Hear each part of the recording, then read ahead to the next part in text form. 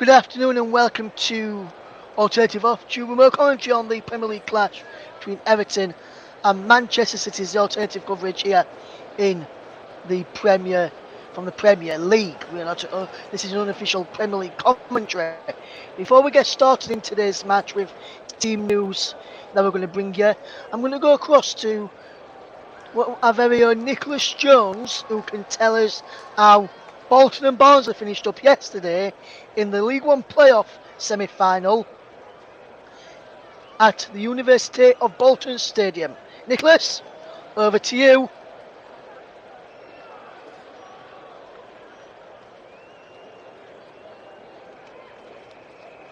Thanks, Russ.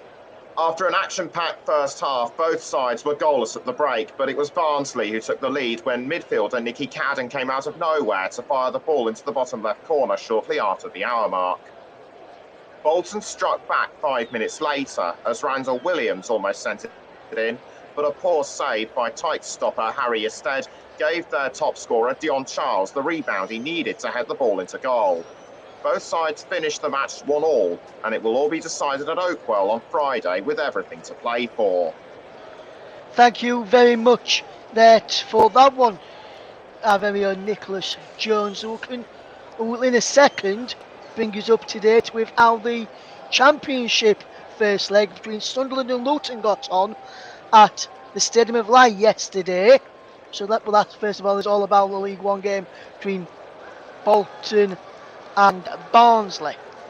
Now, this is how Sunderland against Luton got on yesterday in the company of Nicholas Jones. Sunderland are looking for their second consecutive promotion in a row, having reached the Championship via the League One playoffs last season. They had stiff opposition in the form of Luton Town, who took an early lead through a right footer from Elijah Adebayo. The Black Cats hit back 6 minutes from half-time when Amad Diallo's free kick after Alex Pritchard passed him the ball rocketed into the top left corner.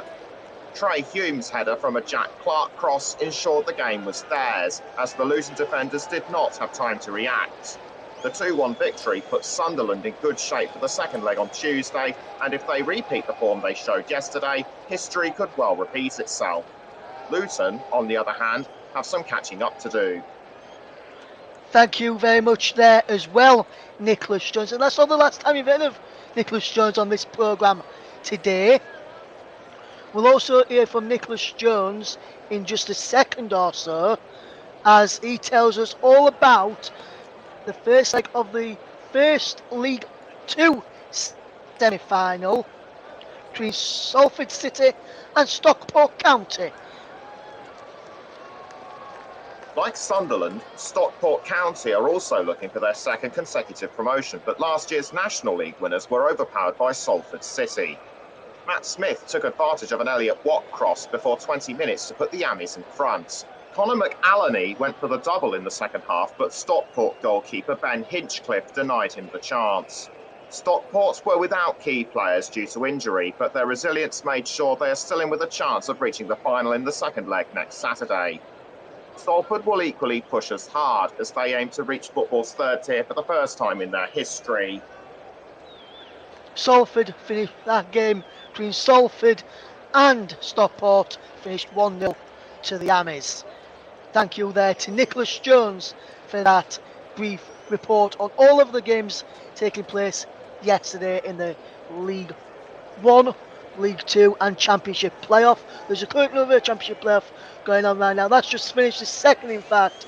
Coventry City 0, Middlesbrough 0 in that game there. So we'll be heading across to see what the team news is in just a moment to build up to the big game between Everton and Manchester City. It's a big game at both ends of the Premier League table as Everton fight for survival. Man City are going for the title. I wonder how that will shape things up a little bit later on. So we're going to go across to JB very shortly to get team news and his thoughts on that game, and well, a win for either side could mean from the end of the day and even the end of the season. And I was looking at some of the key changes for both sides, and with Man City playing Real Madrid in midweek, you would have thought they might have rested a few players. They have rested some of the players, some players, but not all who you might think would be resting. And there is a surprise one for Everton, who in their lineup as well, which will get JB to tell us about very, very shortly. So we've got some fantastic games coming up as well. We've got the Women's FA Cup final, which kicks off at 2:30 this afternoon. We'll bring you updates at half time and full time of that match. We'll keep you across that game throughout the afternoon as well. When we go into the next live match that we've got from the Premier League today, there's another Premier League game going on as well this afternoon as West Ham away to Brentford. Before we get the team news from our game, I'll just give you some headline team news from the Brentford Community Stadium, where Brentford are without Ivan Toney for the game this afternoon. They line up with David Raya in goal, Aaron Nick, Ethan Pinnock, Ben Mee, Rico Emery, Mikael Gamsgaard, Vitaly Janalt, Matthias Jensen, Brandon Buemo, Kevin Shard and Johan Visser. The bench of Joshua Silva, Zanka, Finlay Stevens, Frank Onyeka, Maz Rosaslev, Christoph Ayer, Samin Godos, Shannon Baptiste and Matthew Cox. As for West Ham, it's Lucas Fabianski in goal, Ben Johnson, Angelo Ogbonna, Nair Fagerd, Emerson, Thomas Soychek, Flynn Downs, Pablo Fornals, Manuel Lanzini, Maxwell Cornet and Danny Ings. The bench of Declan Rice, Aaron Quezzo, Lucas Paqueta, Alphonse Ariova, Divin Mumbamba, Kerr Zuma, Said Ben Rama, Jared Bowen and Tilo Kera in that game. We'll keep you across with that one. We'll hopefully get JB to keep you across that one as this game unfolds. I will bring you today. We've got another live commentary match later as Bradford City take on Carlisle United. That's going to be with Nicholas Jones later this evening. So we'll go through some of the other scores from other games in other leagues later on in the programme as well. With team news around about 4 or so minutes to go. Let me say a very good afternoon to your good friend and our very good colleague as well. He's not me on the commentary like he said across the bottom there for a moment. I just as it was just who was presenting there and speaking to Nicholas and getting updates from Nicholas. Your match commentator for this game, in fact, is that man you can see across the bottom of the screen, John JB Stuttard. And JB has got all the team news at the kick-off as the teams are getting ready to come out any moment now. They're in the tunnel. So let me hand over to your match commentator. Very good afternoon to you, JB. Over to you, my friend. Thanks, Gus. Thank you, everybody. Welcome to Goodison Park for this very intriguing encounter between Everton and Manchester City. A game really that affects things at both ends of the spectrum in terms of the league table. Manchester City, of course, under Pep Guardiola, going for the league title. Everton needing a victory to give their relegation avoidance chances a real shot in the arm. So everything up for grabs here. Sean Dyche has tried to galvanise Everton in the best way that he can. Has had very differing results, but having said all that, Everton have looked a lot more organised side in recent weeks since Dyche took over than before and under Frank Lampard before. But with the likes of Leeds drawing and Forest drawing yesterday, this really is 3 points really that could kickstart their season, really, Everton, and try and get them out of real problems at the bottom. But Manchester City, no, they're obviously in between that two-legged semi-final in the Champions League when while they're taking on Real Madrid. It finished 1-1, but there was a bit of controversy about their equaliser. The score scored in the second half by Kevin De Bruyne, but they want to finish the job at the Etihad, but obviously with that in mind, Kevin De Bruyne is on the bench as the teams make their way out onto the Goodison Park pitch. There's just less than 2.25 minutes to kick off, so I'm going to give you the two teams. Everton have Jordan Pickford in goal there. That's their captain, of course. So Jordan Pickford leads out Everton this afternoon here at Goodison Park. Terrific atmosphere as the teams come out to Z cards, which is the real theme of Everton. So this is the two sides then. Jordan Pickford in goal for Everton, James Tarkowski, Nathan Patterson, Mason Holgate, who makes his first appearance since he was sent off for 2 yellow cards in the game against Crystal Palace, and Yerry Mina across the back. Then it's Dwight McNeil, Abadore Decore, Alex Iwobi and James Garner. And Drissegay as well. And then up front, it's Dominic Calvert-Lewin for Everton. For Manchester City, they're lined up there 11. It's Ederson in goal. Back four of Kyle Walker, Ruben Diaz, Larry Laporte, and Emmanuel Enchani.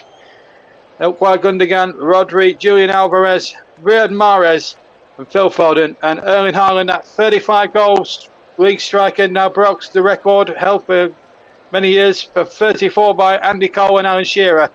He's up front. He scored well over 50 goals this season for Manchester City in all competitions. Can he add more to his name this season? Well, we'll just have to wait and see. But what I will say is it's going to be a tough one for Everton. But remember, Arsenal came here earlier on in January and won a Sean Dyche's first games, and Everton won by a goal to nil. So you never know what might happen as regards that. But it's going to be an interesting.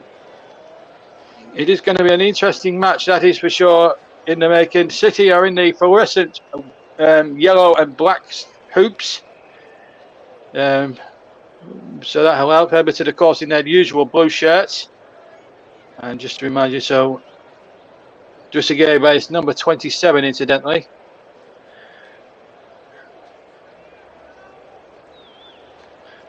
A lot of atmosphere as well, and of course we'll keep you updated with all the other scores that come in this afternoon, including the women's FA Cup final at Wembley this afternoon.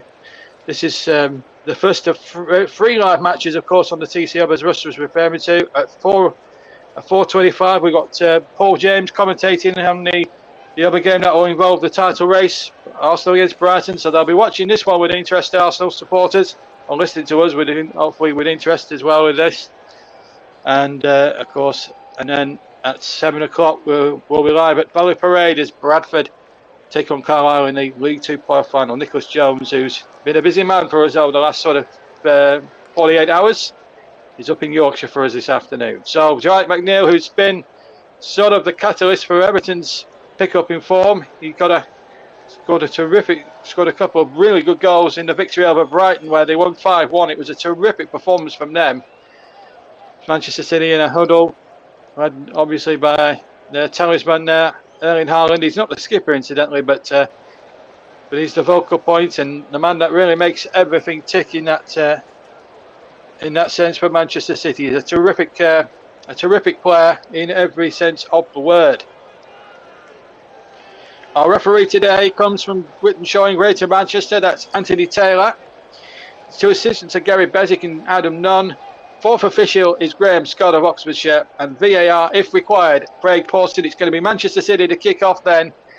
Crucial game. City could really crank up the pressure and put clear daylight between themselves and Arsenal at the top of the table, with Arsenal to kick off later in the day as City get us away. Everton with a big 3 points today. They're on 31 points. A victory for them would take them to 34. And really crank up the pressure on the likes of Nottingham Forest and Leeds and Leicester. And of course, Southampton already down yesterday after a 2-0 defeat at Fulham yesterday. So the onus really is probably on Everton and on both sides, really. And the responsibility really to play a decent game of football as Mahrez cuts in from the right-hand side, uses Rodri, and Rodri gets the ball out towards the near side again, where Kyle Walker is bombing down the City right, uses Mahrez in a little bit in field, chips the ball into the Everton penalty area. Manchester City, in fact, attacking the Gladys Street end in the first half. Ball knocked forward over the top. Decore will chase it, but Manchester City's Kyle Walker gets it back to his goalkeeper Ederson, the Brazilian, and he plays it across the penalty area. And already it looks as if we're going to have a real open field to the game. City, of course, will know, as everyone will know, obviously know that we'll play out from the back. There's no doubt about that. It's Everton, though, will have to be a little bit more conservative, I should say, as Pep Guardiola's team look to get forward again through Mahrez, but number 7 there, Damari Gray, looking at one. Dwight McNeil, sorry, knocking that out for a throw. Of course, at least 2 of the starting 11 has played for Shoreditch before in his days at Burnley. Another one, Michael Keane, is amongst the substitutes. I'll run through the substitutes as soon as we get a chance, as we say, Erling Haaland and Yerry Mina, I think, being spoken to there by referee Taylor. Played a minute and 50 of this crucial Premier League game. Of course, hopefully next week we'll be bringing you Nottingham Forest against Arsenal live as well on the Saturday afternoon, on the Saturday tea time. And of course, hopefully in a couple of weeks' time, I'll be bringing you the commentary of the FA Cup final on the 3rd of June between Manchester City themselves and Manchester United. So once those games have been done, that will be my quota of commentary to the TCM, which is taking me far and wide, 4 or 5 competitions. And looking forward to bringing you the climax, certainly in the latter weeks of the Premier League season, and of course the Cup final later on this month, next month, as the ball played forward towards Haaland. But John Pickford grabbing that.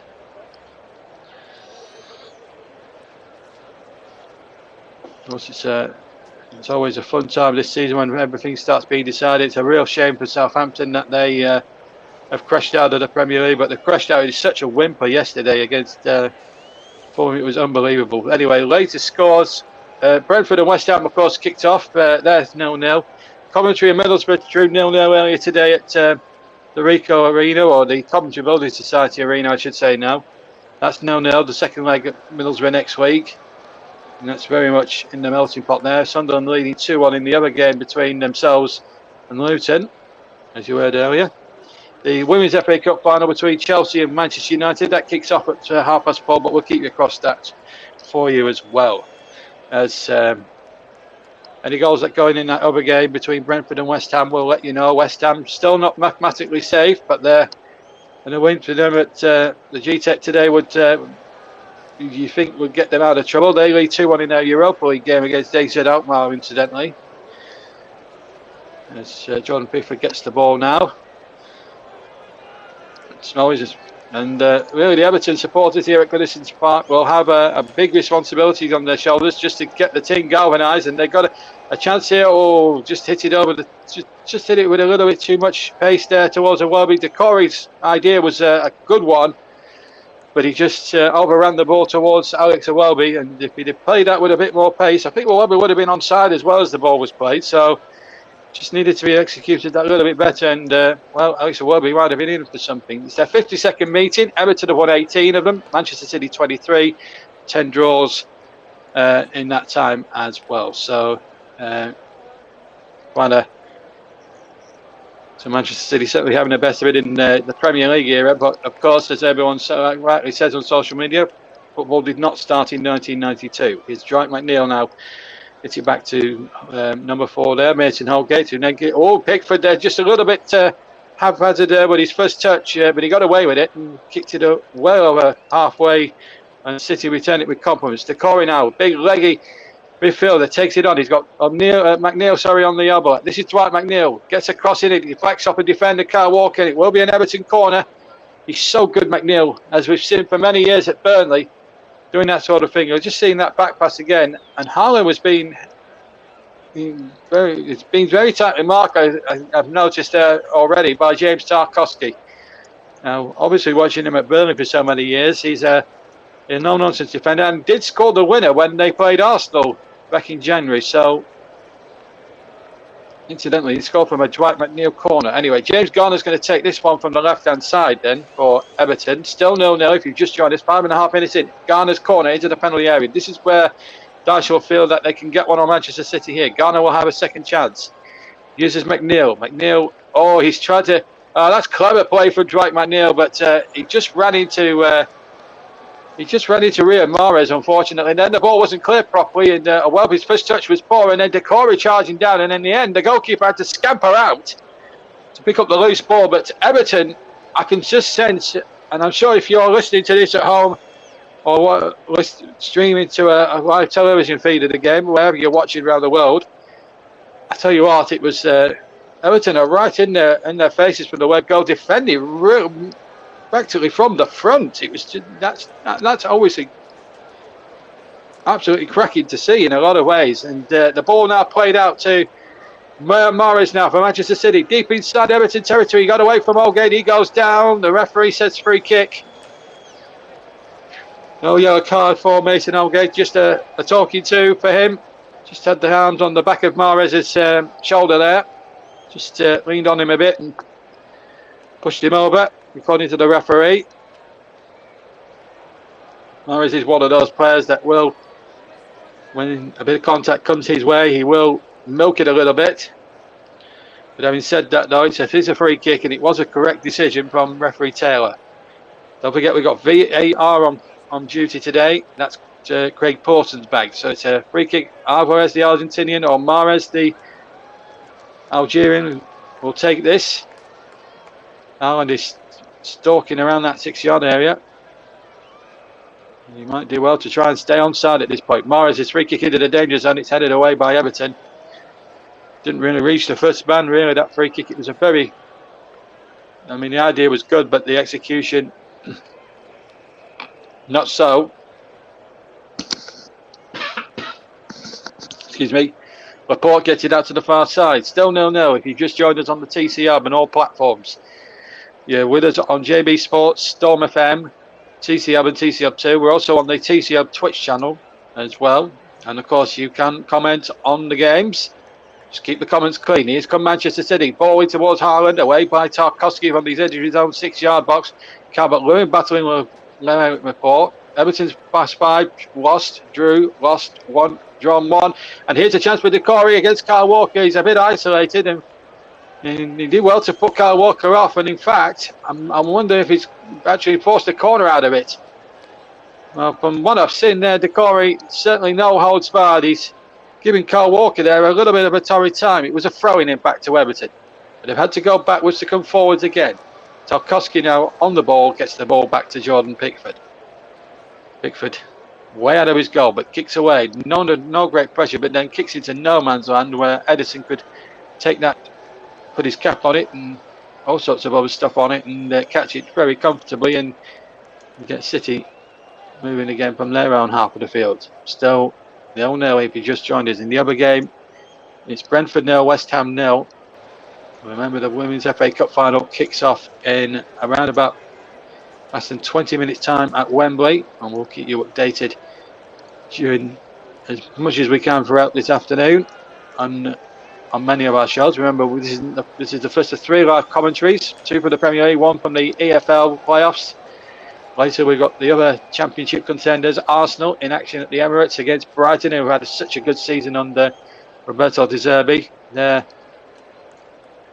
That's at 4:25 on the TC Hub and all platforms with Paul James. He'll be commentating for you on that one. And then at 5 to 7, 7 o'clock kickoff for it. Valley Parade for the first leg of the League 2 playoff between Mark Hughes' Bradford,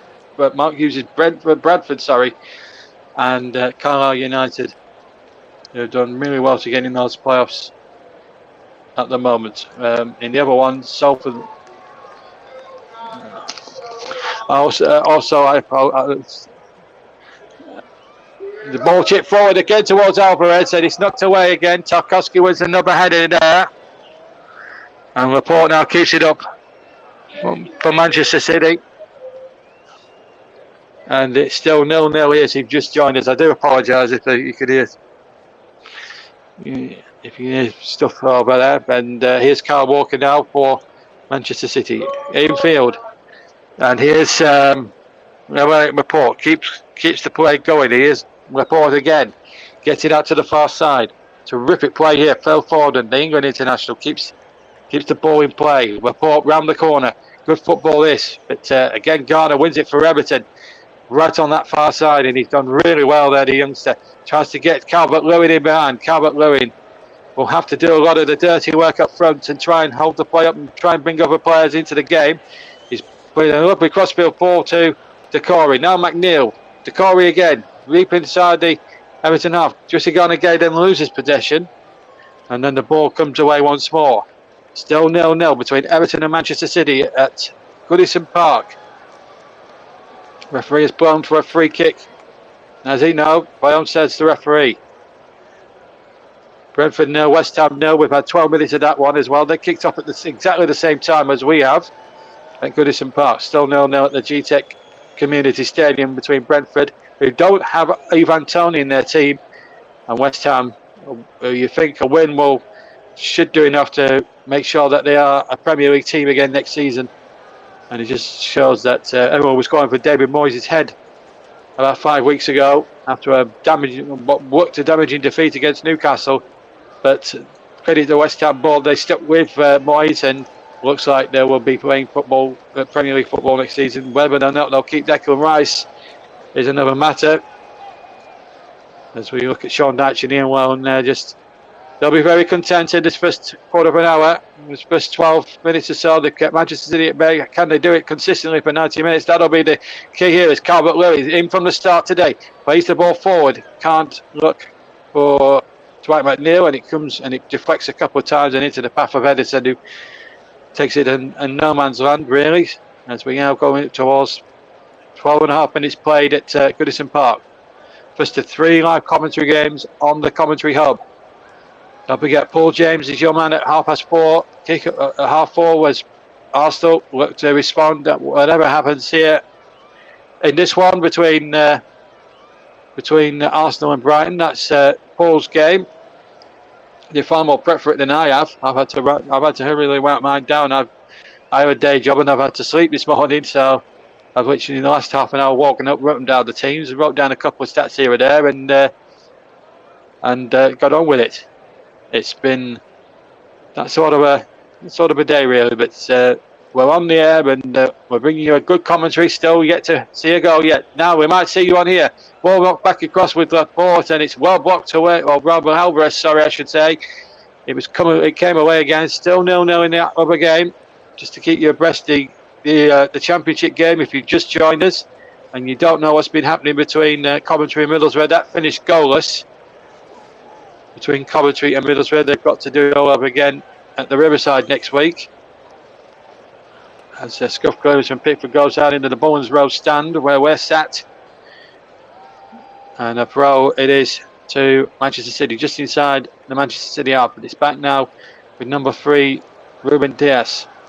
Still 0-0 if you've just joined us. No real opportunities really for either side, but plenty of promise, certainly as far as the final third is concerned. A corner to Manchester City, won by Phil Foden on the far side. Got a deflection, it's out for a corner off Nathan Patterson.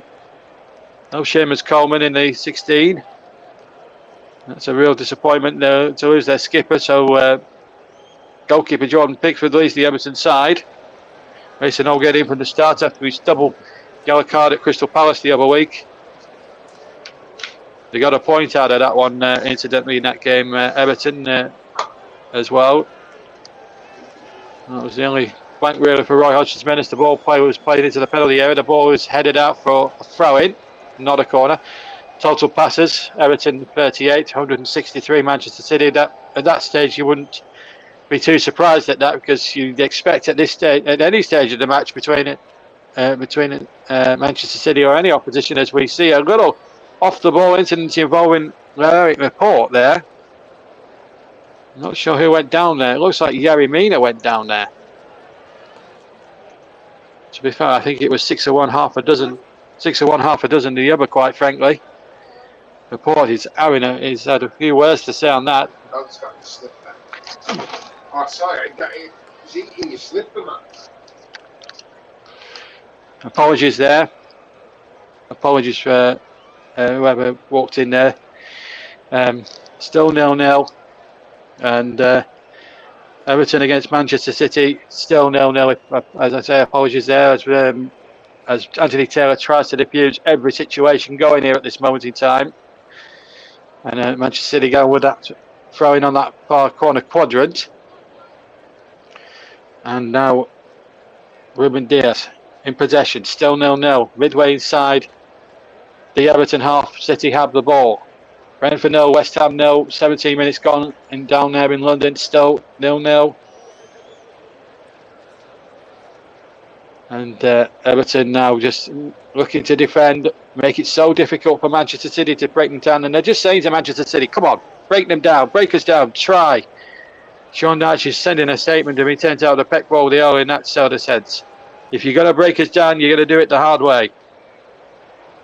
In La Liga, Celta Vigo 0, Valencia 1. They've played 48 minutes in that game, 1-0 to Valencia. And there's some Serie A scores I'll keep you abreast of this afternoon as well. Some Serie A matches being played over in Italy as the cross comes into the penalty area, headed out. Is it by McNeil? No, it's going to be kept in play, and it's been kept in play by Morris. He's got round the back of McNeil into the penalty area, just a bit over hit. Alvarez keeps it alive, header back in there with interest. Gundogan's in there inside the 6-yard box, and in the end, Tarkowski got his foot to the loose ball, and they just smashed it into the 3-tiered stand away opposite where I'm sitting, and out of play for a City throw. But a little moment of hesitation there from Dwight McNeil, allowing the cross to come in there from Riyad Mahrez, and then it was a bit of a pinball machine being there, headed forward there by Amanji, and then Gundogan just couldn't get the ball out of his feet, which allowed Tarkowski just to poof the ball away as far as up the field as he can. The ball anyway is back with Pickford, and the ball now is a Welby, but the ball's out of play, and that will be a throw to Manchester City. Remember, the Women's FA Cup final kicks off at 2:30 this afternoon.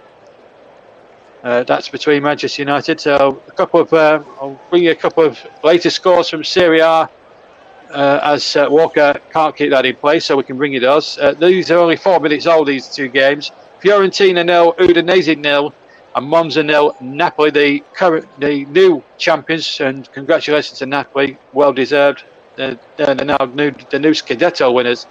They're drawing 0-0 with Monza, but as I say, 4 minutes gone in that one. In the French Ligue 1, Brest 0, Auxerre 0, Montpellier 0, Lorient 0, and Rennes 0, Troyes 0. All those 3 games are played for only 6 minutes. And in the Eredivisie, FC Groningen 0, Ajax 0. But again, that game only 10 minutes old. 18 minutes gone in the Premier League between Everton and Manchester City. Still no goals. Remember, we got Arsenal Brighton later on for you on the TT Hub with Paul James. Nicholas Jones will be with you at 7 o'clock. For a tasty League 2 playoff encounter between Bradford City and Carlisle United. Of course, he brought you a very good commentary game yesterday afternoon between Bolton and Barnsley, which ended 1-1. And if you want me to back anyone significantly to win the playoffs, I would actually wager at this point, even though Brentford put 4 past Sheffield Wednesday the other day, I would actually go down. If you were to ask me who should I put your money on to win the League One playoffs, I would go for Michael Duff and Barnsley. Michael Duff has done a terrific job down at Oakwell this season and got them well in the playoff frame against much bigger teams. You look at the likes of Plymouth Argyle and Sheffield Wednesday and Ipswich Town, who have been fighting up there. Barnsley have really been the best of the rest, really, and Michael Duff has done a terrific job. So I'd love Michael Duff to get to the Championship with a very good Barnsley side who have been playing some really good stuff. And they deserved something out of that game at Bolton yesterday, who, of course, have won the Papa John's Trophy this season, beating Plymouth 4-0. I think it was 4, maybe 5-0, was it, at Wembley the other day? But it's very interesting. There's been a goal in the game at Brentford. I tell you, after 21 minutes, Brian in Wembo, they're not missing Ivan Toney much, are they? But Brian in Wembo has just scored for Brentford, so this really puts West Ham's backs up a little bit. It's Brentford 1, West Ham 0 in that London derby at the G-Tech Stadium. So West Ham with it all to do there if they want to get the points necessary to survive in the division next season. They've got to, if they're going to stay up, they must come from behind to win today. Ball play forward, a chance here for Manchester City, crossing towards Ireland, but it's knocked away by Yerry Mina for a corner to Manchester City. We've played 20 minutes, almost 21 minutes gone here at Goodison Park. It's still Everton 0, Manchester City 0. There may have been a possibility of an offside there, but of course Gundogan kept his head, came off Trezeguet actually, rather than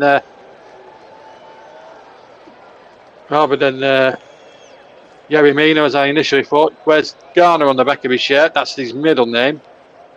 On the team sheet he's known as Idrissa Gueye. As that corner comes in, it's on the roof of the net, and Not troubling anyone, not even the scorers. Goal kick to Everton. Really poor corner from that far side, it must be said. Just remind you of all the other results of yesterday, of course, just to keep you updated of all the other results from yesterday. Let me just bring them to you. Leeds 2, Newcastle 2. That was a cracking game. Unfortunately, there was one or two mindless incidents involving Elisa Porter, who attacked Eddie Howe. We don't want to see that in any walk of life. I'm sure Russ will have his views on that, but a decent point for Leeds, but they needed 3 really against Newcastle, but it was a tough game. Aston Villa 2, Tottenham 1, Chelsea 2, Nottingham Forest 2. A good point now for Nottingham Forest on the road. Palace 2, Bournemouth 0, Manchester United 2, Wolves 0. So United's quest for a top 4 spot gains momentum. And Southampton, the first team relegated, and the 3 that can go down this season, they were beaten 2-0 by Fulham yesterday afternoon. So, and Leicester away at Liverpool. That game is an 8 o'clock kickoff tomorrow night. As Mahrez knocks the ball in there towards the far side. Up goal the heads, and it's a corner. Came off an Everton body last. It came off Patterson as he challenged there with Foden towards the far side of the penalty area. We've played 22 and a half minutes, just over that, in fact. And it's still Everton 0, Manchester City 0. Patterson clearly got the header in there. Referee was quite right to give the Manchester City corner. Akanji is in there. You bet your bottom dollar. Ruben Dias is in there too. It's a shorter corner this time. Vala's on the edge of the area. About 9 or 10 Everton shirts back in the tidy area as that cross comes in. A very poor cross really from Rodri on the far side, and it's out for a goal from Gundogan, on the far side. Gundogan skipper in the side today. As Pep Guardiola has a word with his assistants there on the far side. Pep Guardiola looks like he's put in an early audition for the milk tray man. In a black polo neck sweater, black trousers. Yeah, could be a dead ringer for the milk tray man. Anyway, 0-0 between these two well-known Northwest football rivals. As Everton trying to get something going down that far side with Alex Iwobi, but Manchester City just too coy to the situation at the moment. But it just needs one break and anything can happen. It's a crazy game, football, as certain Jimmy Greaves once said. A funny old game, I think that was the quote he used. Here's James Tarkowski wearing number 2. Gets the ball back to his goalkeeper, Jordan Pickford. James Tarkowski has had a great footballing education playing in front of 3 of England's finest goalkeepers, Joe Hart and Nick Pope and Tom Heaton at Burnley, and now Jordan Pickford here at Everton. So he's had plenty of experience in playing in front of top level goalkeepers, English goalkeepers. And while Everton have won a free kick on the far side, just inside the Manchester City half. If we get Russell kick your breast with all of what's going on in the world of football at half time. Just to remind you, Brentford for Brian and Wembo's goal on the 22nd minute has given Brentford the lead in that other game at the GTEC Community Stadium. As Everton have a free kick headed out, this will go for a corner for Everton, I fancy, and it will. They're attacking the Park Road stand away to my right, to my left. Named, of course, after former manager and most successful manager Howard Kendall. His trophy all included 2 league championships in 85 and 87, the FA Cup in 84, 2 charity shields in 84 and 86, and of course 3 charity shields. As the corner comes in, that didn't look like it was on the corner to me, and it's knocked right towards goal, and Ederson had to flick it out with his hand, and did really well. As McNeil now gets the ball in halfway, gets it back to his goalkeeper. It's a real shame that Howard Kendall's team at the time, when they won the league in 85, didn't have the opportunity to see how far they would have gone in the European Cup, as it was known then, because of what happened sadly at Eisel. But which saw English was banned for 5 years. As the ball is knocked out of play. It would have been interesting if Everton were allowed to have played in that competition, whether they would have won the European Cup.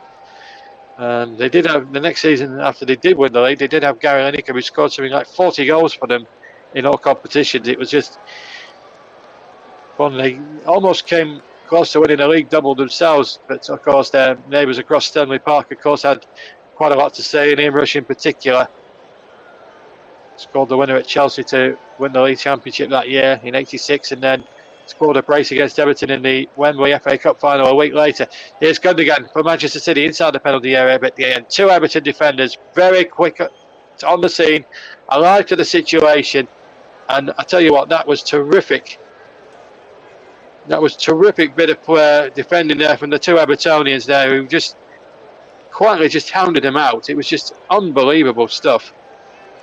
Of course, we'll keep you updated with the Women's FA Cup final. They're about a minute away from kick-off, incidentally, at Wembley Stadium this afternoon. Just to remind you, though, we've got commentary of Arsenal against Brighton at 4:25 this afternoon, and then, of course, we've got a big one for you in the League Two playoff front. Terrific game in the making between Bradford City, who should not be in that division. They should be higher, in my opinion, higher in the football pyramid than what they are in League Two. Under the chairmanship of Mark Hughes these days, they take on Carlisle United. That kicks off at 7 o'clock. We'll be on the air at 6:55 on all the TCF platforms. Nicholas Jones, our EFL playoff man for all seasons, will be doing that one for you, and he looks forward to having your company for that one, of course. And Nicholas, I'm pleased to announce, will be presenting coverage of our FA Cup final in 3 weeks' time, when Manchester City do take on Manchester United in that all Manchester derby. Nicholas will have a strong team of several pundits, and of course will be backed up by myself leading a 3-man commentary team, which I can confirm will be Paul James and Russ Vernon as co-commentators. So it'll be the first time in Commentary Hub history that we'll have a 3-pronged commentary team led by yours truly on that afternoon. And I can tell you that kick-off for that match will be at 3 o'clock, just like the old days. And I hope the FA see sense after that and keep it at 3 o'clock permanently, because let's face it, having the game kick off at 5 o'clock or 5:15 or 4:45 is just not viable. It's not traditional, and I think that would be the way things are with the transport and stuff. I think 3 o'clock on a Saturday afternoon is just the perfect time, especially when you've got 2 Northern teams there. And I'm glad the FA had seen sense and got it back to its traditional kick-off at 3 o'clock. We haven't had that since 2011, the traditional 3 o'clock kick-off. Maybe, I mean, they've tried it for over a decade, the later kick-offs. Of course, TV might have a part to play on it, and TV companies will part to play, but you can't play around with tradition. It's got to be a 3 o'clock kick-off, come what may, really, for the FA Cup final. Here's Jordan Pickford now with the kick for Everton, outside his penalty area, headed away. And we've got a big game at the City Ground to bring you next weekend, Saturday evening, Saturday tea time around 5:25. We'll have Nottingham Forest. Of course, during the week we'll have Champions League commentaries as well, the Manchester City second leg. Of course, we'll keep you up to, of course, if there's any games that we don't cover on the actual TCM YouTube and Twitch channels, you'll find updates on our Twitter feed at Commentary Live 1. Here's Kyle Walker now for Manchester City. Right hand side, gets the crossing, deflects into the side netting, and a corner kick to Manchester City. We've played exactly half an hour of this first half. Brentford 1, West Ham United 0 in the other game down at the Brentford Community Stadium. Brian and Rambo with the goal in that one. As we see a picture of Anthony Taylor and Erling Haaland, the Premier League top scorer, exchanging a few, shall we say, pleasantries. Both have big beaming grins on their faces as this corner will be taken by Riyad Mahrez, the Algerian. Can he put in a very good delivery this time? Mahrez into the outside the penalty. Foden was going to strike it from outside the area. It's blocked away. I think Yerry Mina got a block on it there, the Colombian. And it comes out again. This time it's Kyle Walker now. Deep inside Everton territory, halfway inside the Everton half of the field. And still no way through this hesitant Everton defence. The ball played in there. Goalkeeper was a bit indecisive whether to stick or twist and come and get that or stay at home on his line. In the end, he stayed at home on his line, and no harm came about it. 31 minutes gone. Here's Mahrez now for Manchester City. Still north in this commentary this first commentary referee. Calvert-Lewin picks it up. He's the furthest man forward. He's gone over halfway, but he's surrounded by 5 Manchester City defenders and has done remarkably well to get 10 yards into the Manchester City half and win a free kick off them. That was quite an incredible bit of play there from Dominic Calvert-Lewin, one must say.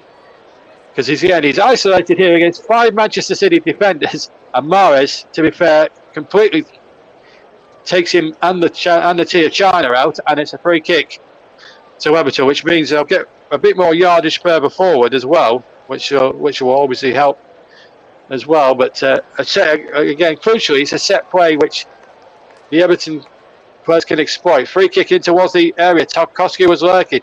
Ball is in there. Patterson did really well there to win the ball. He did so well. James Garner did well to win the ball, I should say. He did really well. Decore tries to take it on the edge of the area. Everton, when they have had chances, they've gone for the jugular and have tried to stretch Manchester City, but now I fear they could be in trouble here because Alvarez is, well, he's held it. He took a bad touch and he'll have 3 Everton defenders to get back there and pinch the ball away. But just for one fleeting moment, I thought Julian Alvarez, the Argentinian World Cup winner, was going to get forward again, and he just lost his bearings a bit, and in the end, Everton were able to get it away. But credit to Everton, they are fighting for their lives at the bottom, and if there's any encouragement from the first 33 minutes for Sean Dyche to take away from this, that defensively they've been very strong. They haven't really given City too much of a sniff, really, which is credit to how Sean Dyche and he and Warren have really got about their business this afternoon. Terrific man management. And Sean Dyche, remember, hasn't got a particularly good record against Manchester City in his Burnley days, of course, but did take up taken a couple of home points off him in the past. Oh no, a chance here for Calvert-Lewin, and he's knocked away for a corner. Kyle Walker, but a lovely little move from Everton, which could have worked out if Calvert-Lewin had just been a bit more paced, just been a little bit more quicker to that situation. I mean, it could have easily been one-on-one with Edison at this point. He was very unlucky. His first touch was a bit heavy, and he allowed Walker, who's got pace to burn, even for a 31-year-old, he's got great pace to burn, Kyle Walker, and did really well. So it's a corner kick. The champions under a bit of siege now, as Everton prepare to take a corner. Dwight McNeil's got to take it. Remember, it was Dwight McNeil and James Tarkowski who combined to beat Arsenal here back in late January. Sean Dyche's first game in charge. In the goal ahead. Chance here! Oh, he's over the top from 3 yards. It was Mason Holgate, and I don't think the ball bounced favourably for him. And he got well underneath it. It was a terrific corner from McNeil inside the penalty area. Tarkowski got up and flicked it on. And it came maybe a little bit quickly for Mason Holgate. No doubt in my mind that was the best chance of the first half out of any of the chances we've seen so far in this first half. But Holgate just maybe slightly took his eye off the ball. Would have been a terrific moment, but Everton certainly proving their worth on set plays and how dangerous they really can be. As Manchester City go in search of a goal themselves. Cross came in towards Erling Haaland. James Tarkowski, coolness personified, got it away, and then the shot came in. Easy for Jordan Pickford, who puts a thumb up and a wink and says, I had that under control. That shot from Rodri all the way, right-footed, no problem there. With a thumb up, wink of the eye, no problem. 10 minutes to half time. Still no goals between Everton and Manchester City. But the biggest chance, about a minute or two back, came from a corner for Everton, and Mason Holgate somehow has miscued from 3 yards and miscued it over the top of the crossbar and out of play. But at the moment, I would say if you were to put me on the spot at this point, I think Sean Dyche would have been the more happy of the two managers. You look at Manchester City, for all their possession they've had and all the passes they've had, they've gone very much sideways, and Everton have frustrated them. And I've kept them. If they've had any one or two, I don't think they've had too many shots really. I think there was that one shot from Gundogan, from Rodri, that didn't test Pickford at all. It was an easy, comfortable save for the England man. But apart from that, I can't remember City troubling the goalkeeper too much. Ball played into the penalty area again. The centre backs of Everton, Reina and James Tarkowski have been absolutely superb. Here's Riyad Mahrez now for Manchester City. He's looking to get the ball in now. This could be dangerous. Ball put first, and it's in. from 6 yards from Elkwar Gundogan. The first time he's wiggled away from the penalty area, and he's flicked it with the toe poke. He's almost sort of flicked it with the toe poke about 4 yards off the ground. He's flicked it goalwards, and despite the best efforts of Jordan Pickford, he can't get there, and it's nestled sweetly in the left-hand corner. It's so tough on Everton, who have played really well. But you give someone like Gundogan a little sniff like that. It was a lovely little flick here. This is a good cross from Mahrez. And look at this, first touch, brilliant with the knee, and then the second touch with the right hand toe poke. It's just a cute finish, isn't it, from the former Borussia Dortmund man. And Jordan Pickford at that point hasn't got a price at this point, and if Everton are going to get anything out of the game, they must do so from behind. Not a lot anyone could have done about that. That is just a superb piece of ingenuity from the former Borussia Dortmund man, and German international, and captain for the day too. Like Gundogan, what a terrific goal. So Everton 0, Manchester City 1 is the scoreline. Brentford 1, West Ham United 0 in the other game. And we'll just get you a progress report from Wembley Stadium in the Women's FA Cup final taking place this afternoon. That's at Wembley Stadium. Galton has had a goal ruled out, incidentally, in that one. That was a goal that would have been for Manchester United, but been ruled out. Mark Skinner's side taking on Emma Hayes' all-conquering Chelsea side. So still 0-0 in that game. Remember, Coventry and Middlesbrough in the Championship playoff. They drew 0-0 this lunchtime. As Manchester City set off in Champions League number second, and he's got it! Erling Haaland had it again! 6 yards out, I think Pickford got a hand on it. He was diving the opposite way to where the ball had gone. And 2 goals in 3 minutes for Manchester City have really put them in charge. And now it will be a real case now of over to you, Arsenal. Everton in big trouble now. They need 2 goals as snookers if they're going to get anything out of this one, I'm afraid. This is where City strike. When they get one, it's bang bang, and it's always another one soon afterwards here. The cross came in from the left-hand side, and Haaland left free really by Mason Holgate. It was rank defending, and how well we praised Appleton's defending up until that point. You do not leave Erling Haaland unmarked like that. Gundogan, an assist and a goal for him, and Erling Haaland with a free header. It was a free header. Pickford didn't have a chance again, despite the fact that he got a hand on it. But Joe Dyche will be miffed at the fact that he's left Haaland completely free there, Holgate. And Manchester City, within 2 minutes, are 2-0 up. 39 minutes gone. It's turning, and a day that looked promising for Everton has turned against them in the space of 2 minutes. And Erling Haaland at it again. Well over 50 goals for a season. And I think the only other player to have scored well over 50 goals in all competitions was, in fact, Dixie Dean. It's his 36th Premier League goal of the season, so there's no doubt who's going to get the golden boot come the end of this season. But it's staggering to think that Erling Haaland has scored well over 50 goals in all competitions. It's just madness to think. Now Everton with decoy, they need one back now. Point towards Dominic Calvert-Lewin, but Manchester City colours for Sunday, in fact the flag had got up against Calvert-Lewin for offside. So Everton, you must got to say now, with lots of work to do. 2-0 down. This is the goal again. This is a terrific header, but to be allowed so much freedom inside the area, not even picked up by Mason Holgate at all, that's just criminal defending at any walk of life, on any level of football. To be given a free header like that, and Haaland, I mean, he's already scored 35 probably more difficult goals in his career this season. That's probably the easiest headed goal he'll ever have in his whole career. So 2-0 here at the moment. So Manchester City, as things stand, let me just bring up the league table at this moment in time. So as things stand at the moment, that will.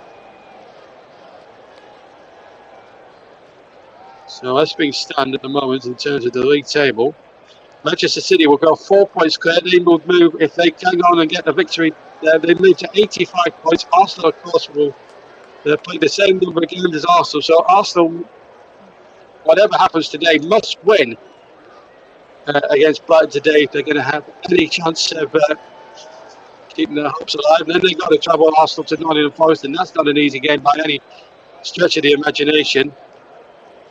So it's all in the multi-pot here. But Ilkmaar Gundogan, a goal and an assist for him, and Erling Haaland with the second one has put Manchester City in complete control.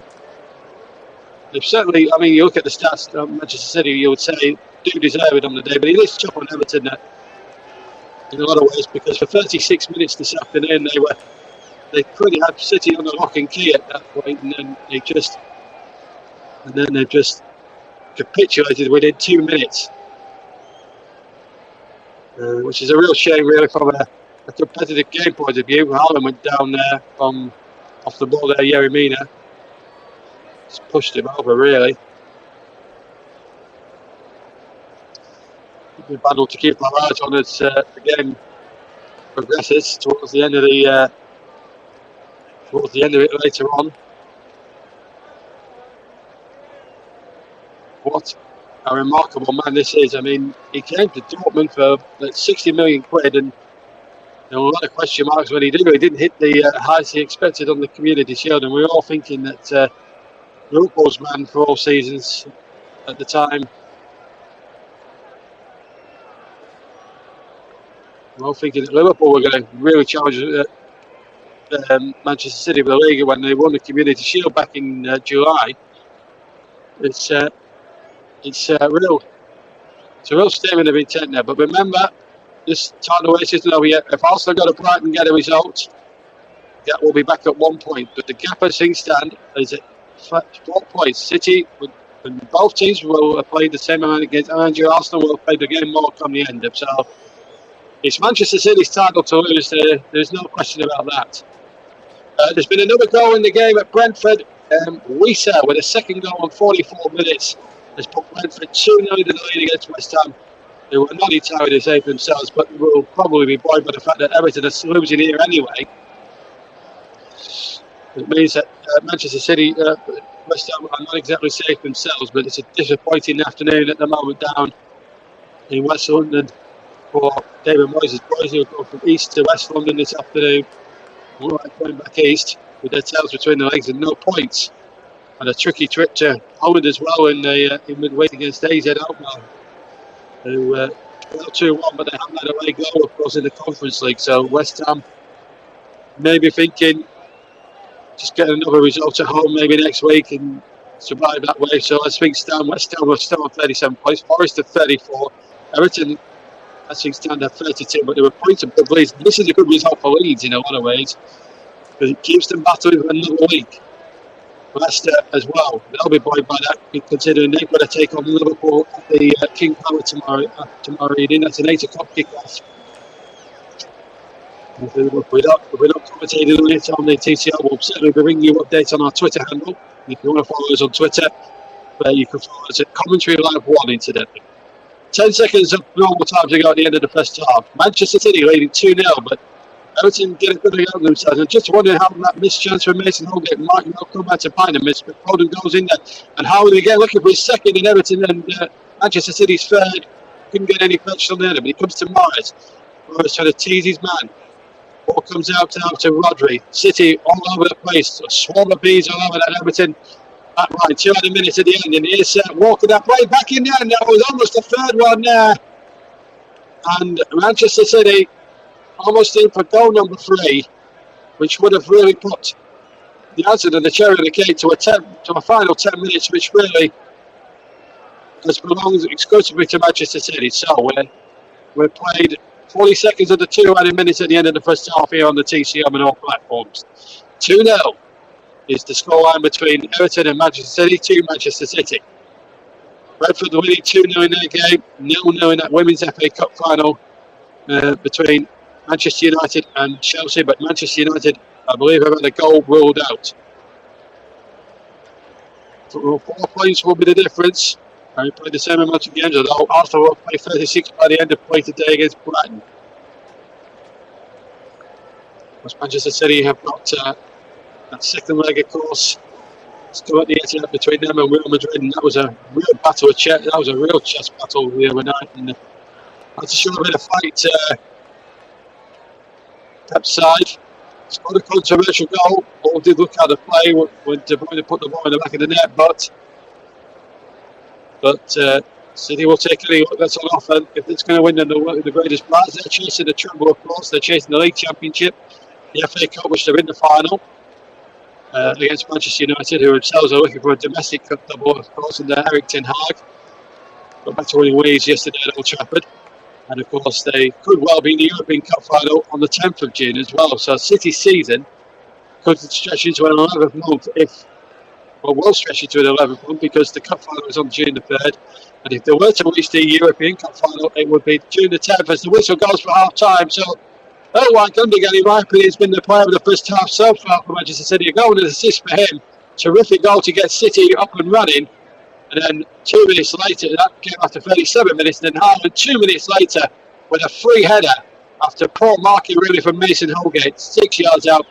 He usually buries them. That's his 36th goal in the league this season. Well over 50 in all competitions. This man is some phenomenon. And at half time, Goodison Park, and it's a real shame really from a game point of view because Everton for 37 minutes of that first half before the goal came in had absolutely kept Manchester City in their back pockets. A real shame that from Everton's point of view, but if they're going to get anything out of it now, they must do it in the second half and do it. A, not conceding against Manchester City, and B, having to score 2 goals, which is very hard against any opposition, let alone Manchester City. Okay, we're going back to Rusperdon in the studio, but here at Goodison Park, it's a bit flat amongst the Everton fans at the moment. The Man City fans obviously quite delighted about it. They're going 4 points clear as it stands, with Arsenal to play. But at half time here, Russ, it's Everton 0, Manchester City 2. Thank you very much there to JB, who'll be back with us in round about 15 minutes or so of time. Make sure you stay tuned in and make sure you're listening for JB coming back with us in a few minutes time from there. So we're going to go back to JB very shortly in plenty of time for kick-off of the second period. Man City leading by 2 goals to 0. We'll take you through some of the other scores today, and then if you missed it earlier, we'll get you how the League One, Championship and League Two games finished yesterday in the playoffs, with Nicholas Jones just during our half-time break, but we had that on early part of the show, but we're going to fetch you back for half-time as well. So we'll get Nicholas back with us we'll fetch Nicholas back with us to go through that shortly. And we're just going to go through some of the half-time scores and some of the other matches and some latest scores as well. So we'll start off with today's matches in the Premier League and the half-time scores from the both 2 o'clock kickoffs. As we know, you'll know about this one, so I'll mention this in a second, but it's Brentford 2, West Ham 0. JB bringing you goal alerts when he can on that game. He's bringing you commentary on Everton against Manchester City, who are 2-0 up. All the Citizens against the Toffees. Arsenal take on Brighton at 4:30, joining Paul James and myself from around about 4:15 with the action and build up to that game there. We're now just going to quickly, before we move across to do the Championship from today, and head into the National League South and say congratulations to Oxford City after they won promotion to the National League from National League South, beating St Albans City 4-0 in the playoff final this afternoon. In the Women's FA Cup, latest score is Chelsea 0, Manchester United 0. Manchester United had a goal disallowed early on for offside with a VAR decision there. In French League 1, Clermont 2, Lyon 1, is Brest nil, Auxerre nil, Montpellier nil, Lorient nil, Rennes 1, Troyes nil. Toulouse against Nantes has been delayed. That should have kicked off at 2 o'clock. Delayed by 90 minutes. Will now start at 3:30. They're now unsure on the delay there. We'll try and find out the delay there. Monaco against Lille is at 4:05. And Marseille Angers is at 7:45 this evening. We'll go through some of the other half times in a moment. Excuse me, as we're now going to fetch in and say a very good afternoon to our good friend and esteemed colleague that we've got with us on the commentary hub, who is Nicholas Jones, who's going to take you through how Barnsley and Bolton got on yesterday. Over to you, Mr. Nicholas Jones. Thanks, Russ.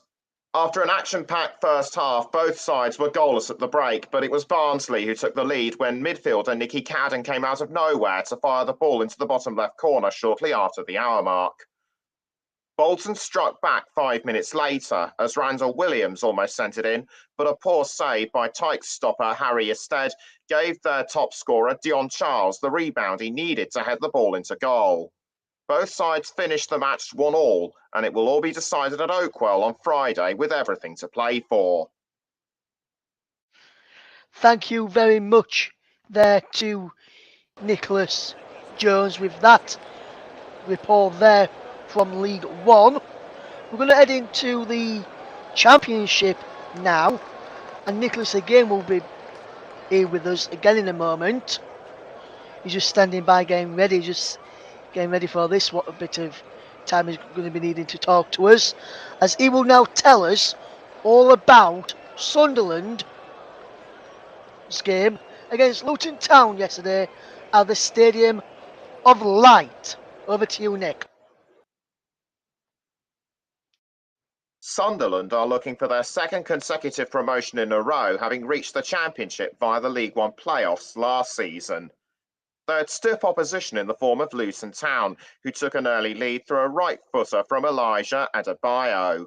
The Black Cats hit back 6 minutes from half-time when Amad Diallo's free kick after Alex Pritchard passed him the ball rocketed into the top left corner. Trey Hume's header from a Jack Clark cross ensured the game was theirs, as the Luton defenders did not have time to react. The 2-1 victory puts Sunderland in good shape for the second leg on Tuesday, and if they repeat the form they showed yesterday, history could well repeat itself. Luton, on the other hand, have some catching up to do. Thank you very much there to Nicholas Jones, who provided us that little report earlier this afternoon as well. And just tell you a bit about the other Championship game before we go into the League Two game from yesterday.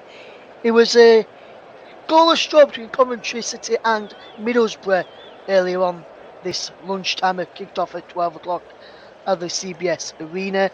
Chubrakpom had a fantastic effort which saw the goalkeepers hit the goalkeeper's gloves and the post. Middlesbrough then had a penalty appeal which was waved away because after it was a fair challenge. Isaiah Jones came close to scoring for Middlesbrough and putting them into the lead when his effort just fired a shot straight at Ben Wilson. Coventry were lucky to be level at the break when a controversial goal angered Middlesbrough's Isaiah Jones, who saw a goal ruled out for offside. Replay showed it was just onside. Into the second half, and there was no real action in the second half in terms of goal-mouth action, as the game ended all square 0-0. The second leg of the game will come up on Wednesday evening with it all to play for at the Riverside Stadium. Elsewhere then, and we're now going to go back to Nicholas Jones, who will be able to tell us in a second or so, as we just get ready for, as Nicholas just prepares himself for one last appearance on this part of the programme again, with how the game between Salford City and Stockport County fared in the game last night, as he saw so that provided us with this report on the game.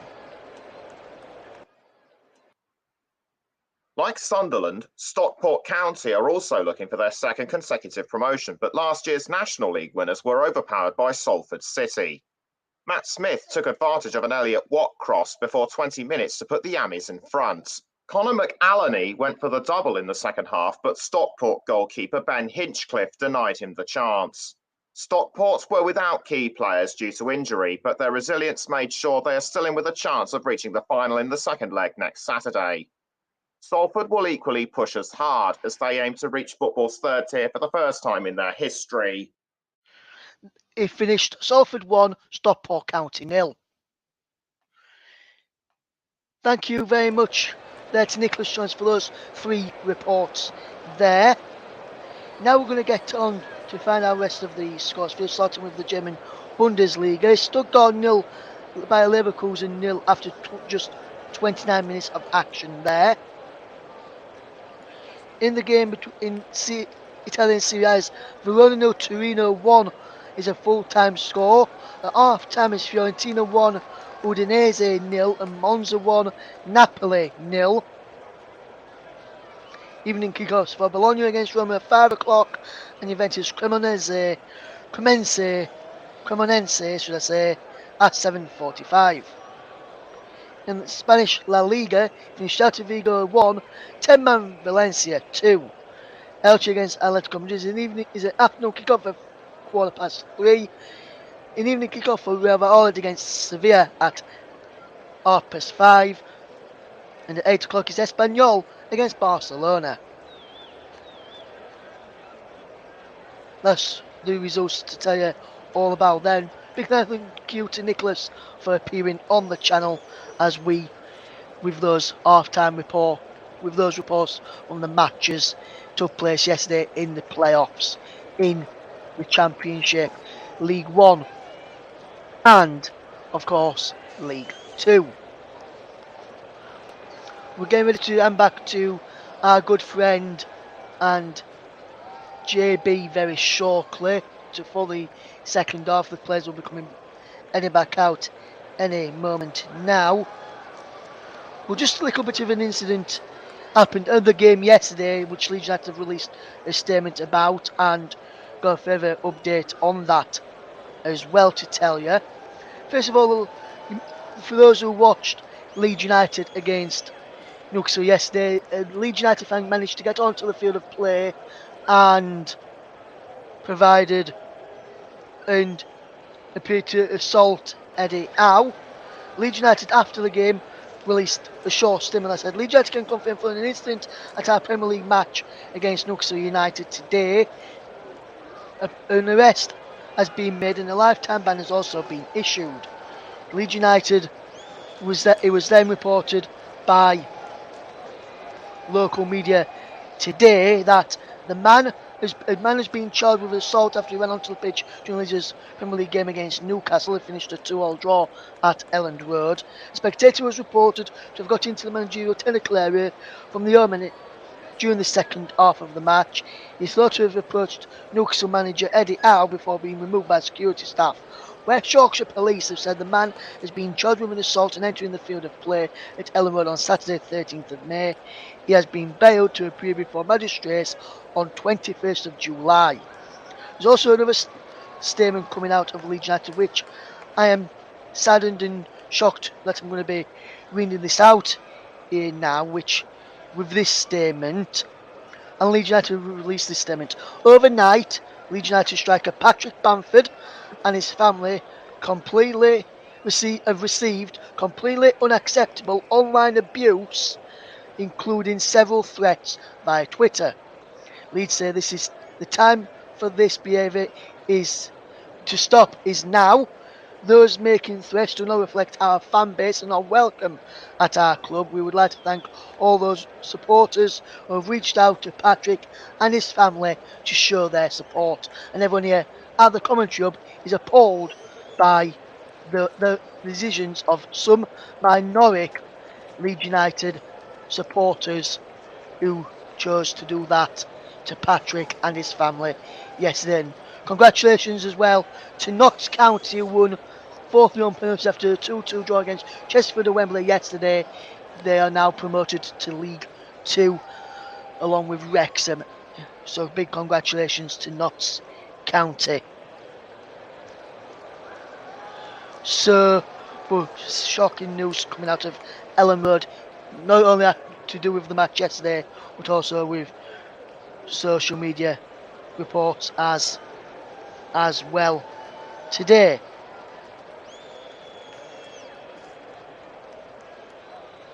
Right then, without any further ado, as the players are emerging from the tunnel there, I can see is Neil Maupay, who is about to come on as a substitute, as he was on the bench in the first half for Everton. He's back out, just taking on some fluids as the rest of the players are about to emerge in a moment or two for Everton and Manchester City.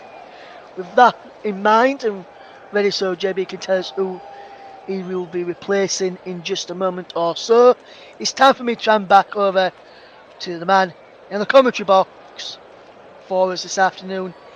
And JB, it's time for me to hand back over to you, my friend.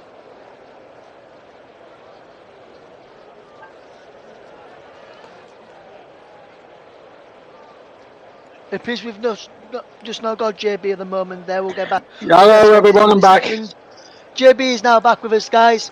So with news of a change for Everton, as we've seen him all play about to come on, and who he's going to replace, he's over to JB to tell us all that information. Thanks, Ross. And can I just echo our sympathies and discuss the online abuse suffered by Patrick Bamford as well. Suffered by Patrick Bamford as well. It was a really disgusting thing for anyone to take on online, and I think Twitter especially has to clean up its act. And if Elon Musk is listening, please clean up your act, because it's your platform now. You've bought it. Cut the abuse out. It's disappointing when I hear stories like that. And thank you and I think Russ was right to bring that up. Erling Haaland has just entered the field of play. Neil Maupay has come on. We'll confirm just a second or two who he has actually replaced. Very, very disheartening scenes from Leeds yesterday. The guy who assaulted Eddie Howe, I'm glad he's been remanded and banned for life, and I think that's a good move from Leeds United to ban him for that. But the Twitter abuse is just unacceptable, and it's not even allowed on any social media platform, let alone football. Anyway, in more happier news, if you're a Manchester City fan, you're 2-0 up. Erling Haaland has scored his 52nd goal of the season, or his 52nd goal of the season in all competitions. Still 0-0 in the Women's FA Cup final, incidentally. And Dominic Calvert-Lewin is the man that we believe has been replaced by Neil Maupay, who hasn't really hit the ground running this season since his move from Brighton at the end of the season. He was brought there, of course, under Frank Lampard. So just to run through the team's query quickly. So it's Jordan Pickford, the captain, in goal for Everton. James Tarkowski, Nathan Patterson, Mason Allgate and Yeremina across the back. Idrissa Gueye, Dwight McNeil, Decore, Awobi and Garner. And Dominic Calvert-Lewin has been replaced by Neil Maupay in this second half. Manchester City, handball against Awobi on the edge of the Manchester City box, free kick to Manchester City, obviously. For Manchester City themselves, who at this stage of proceedings will go 4 points clear with Arsenal to play later on, but they'll play the same amount again by the time City are finished. It's Edison in goal for them.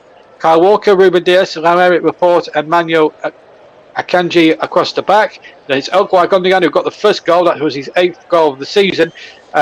Rodri, Julian Alvarez, Riyad Mahrez, Phil Foden and Erling Haaland, who not only scored his 52nd goal in all competition, but his 36th overall in the Premier League this season.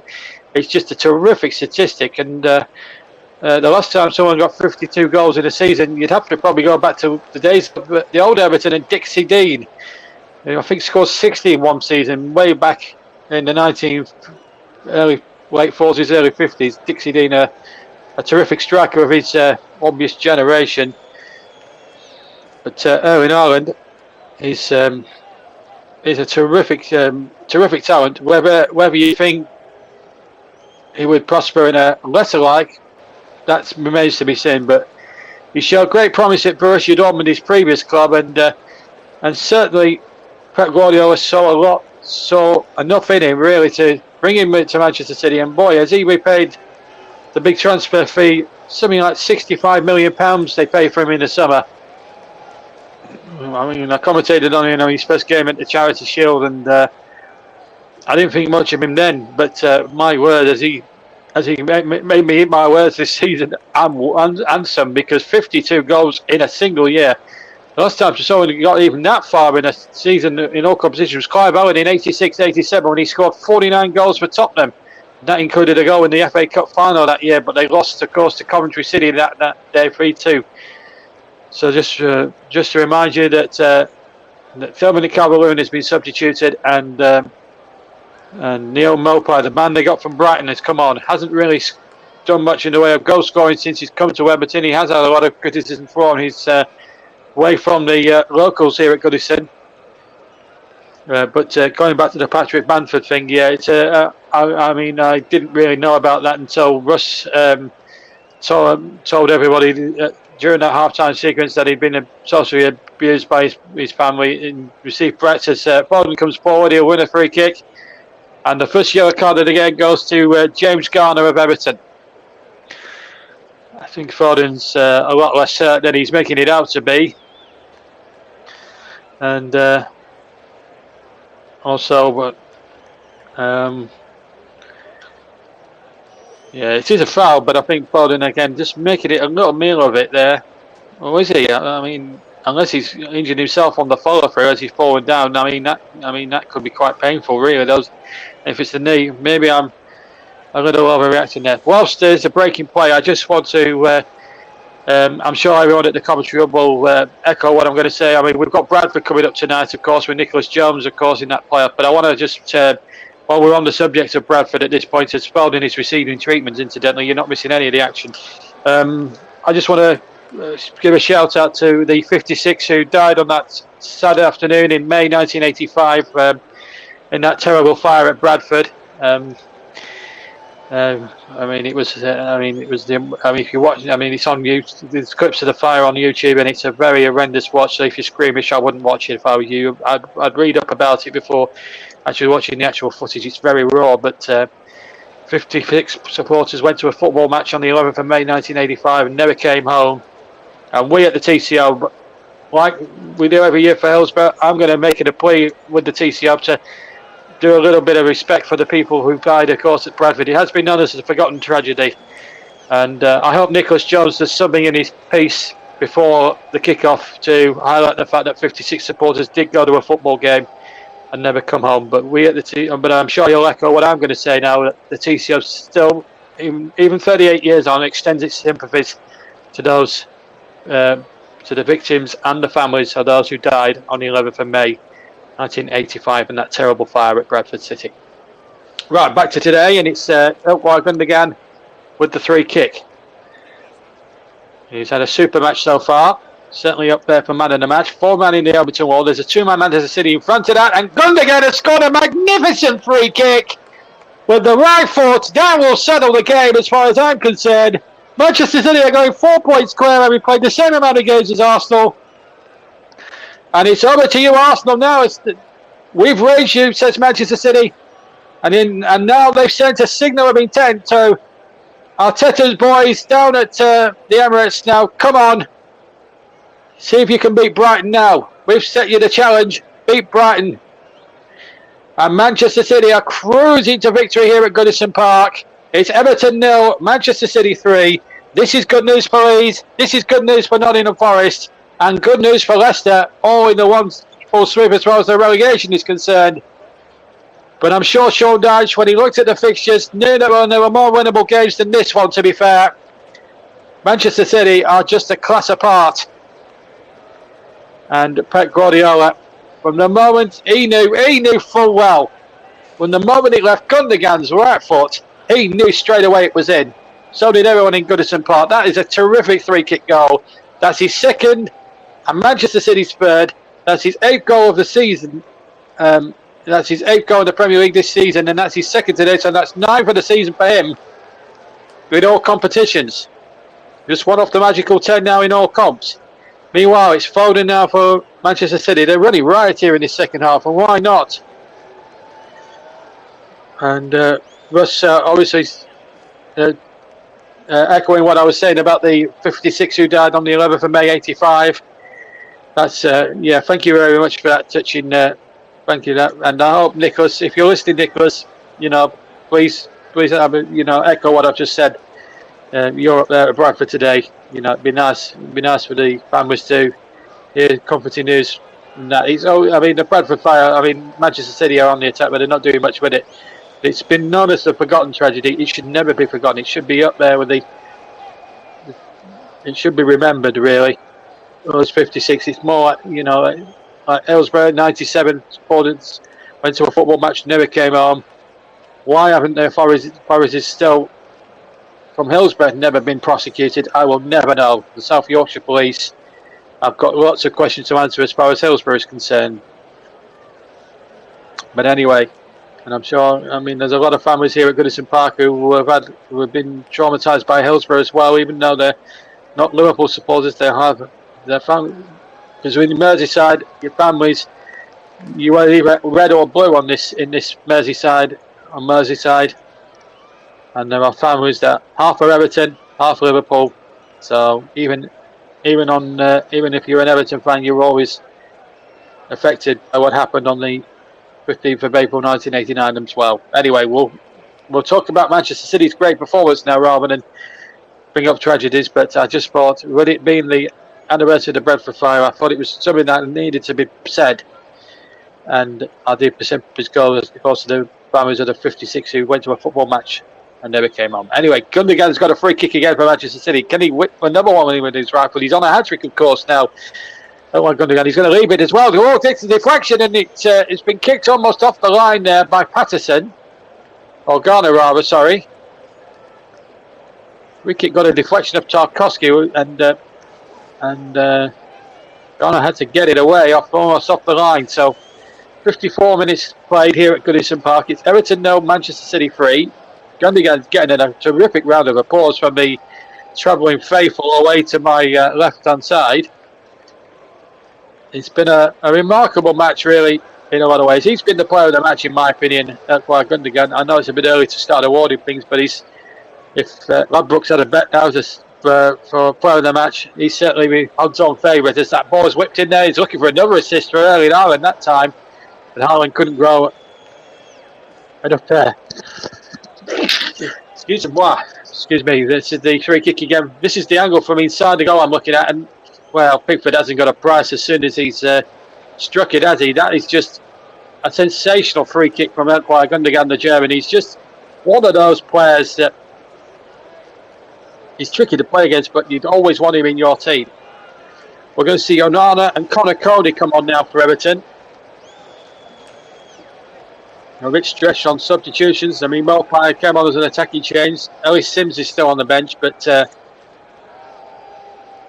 just a guy who's back in his second spell. It hasn't quite worked out for him there.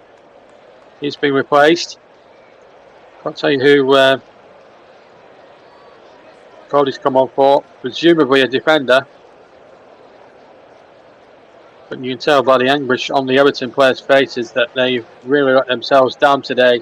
When they were so good defensively for 37 minutes this afternoon, it seemed as if they could nick a really big result. But Mason Holgate, who's probably couple A for the miss at 0-0, and then B for not picking up Ireland on the second Manchester City goal. And he's gone off for Connor Cody, and just a gate off, and Onana now on for Everton, as they will have to try.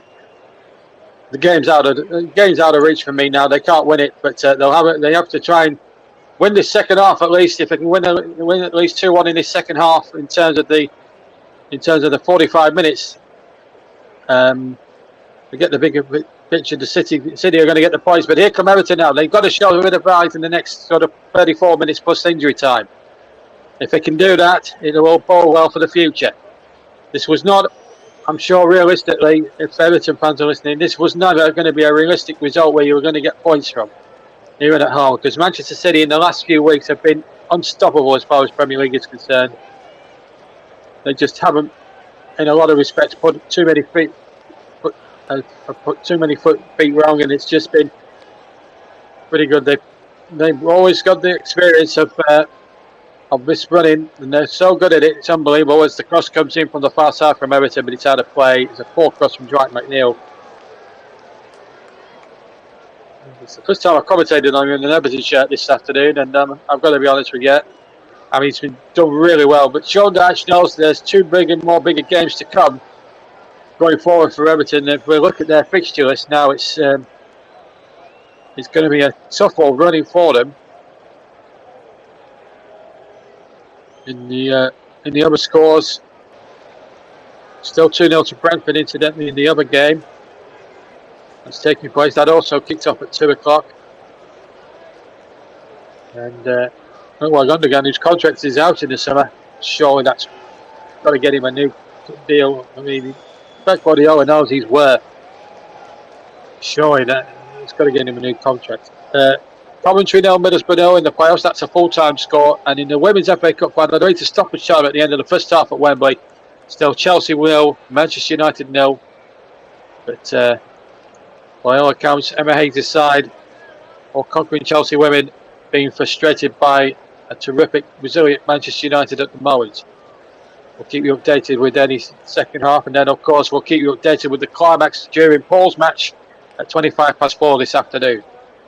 That's our second live commentary of the afternoon. Arsenal against Brighton. So it's Arsenal. The pressure will be cranked up on them later on in the piece. Half time, in fact, in the Women's FA Cup final at Wembley, and indeed it's Chelsea 0, Manchester United 0 in that one. And there's a few comments from Mike Hardeman coming in there, and Everton looking to get one back here inside the penalty area from the corner. They're claiming handball, I think, Everton. They will check it on VAR, but Anthony Taylor didn't seem too interested in the protest. Here's McNeil as the ball is lofted into the penalty area. Conor Cody had stayed forward from the original corner. The Corey has turned that on nicely. Now can the ball be played in nicely by Patterson? Not really. And it will be an Everton throw. This is what Everton have got to do. They can't give up. The game's gone, but they've got to show a little bit of resilience. Now, is this a penalty? Well, it comes off Diaz's putting onto his arm. I don't think you can give a penalty for that. And VAR checked it, and they're okay with it. Here come Manchester City again, looking for number 4, and here's Foden. Just been dragged to the left a little bit. Foden's crossed towards Harwood. He tried to volley it, and volleyed he does, but he's volleyed it well wide. It would have been a magnificent volleyed goal if he'd connected with that. He didn't connect it as well as I think he would have liked to have done, Erling Haaland, in all fairness to him. But it would have been a wonderful goal if he had executed that perfectly. And that would have been goal number 53 if he did struck that one into the back of the net. Anyway, Mike's praising me on the Bradford tribute as well. And of course,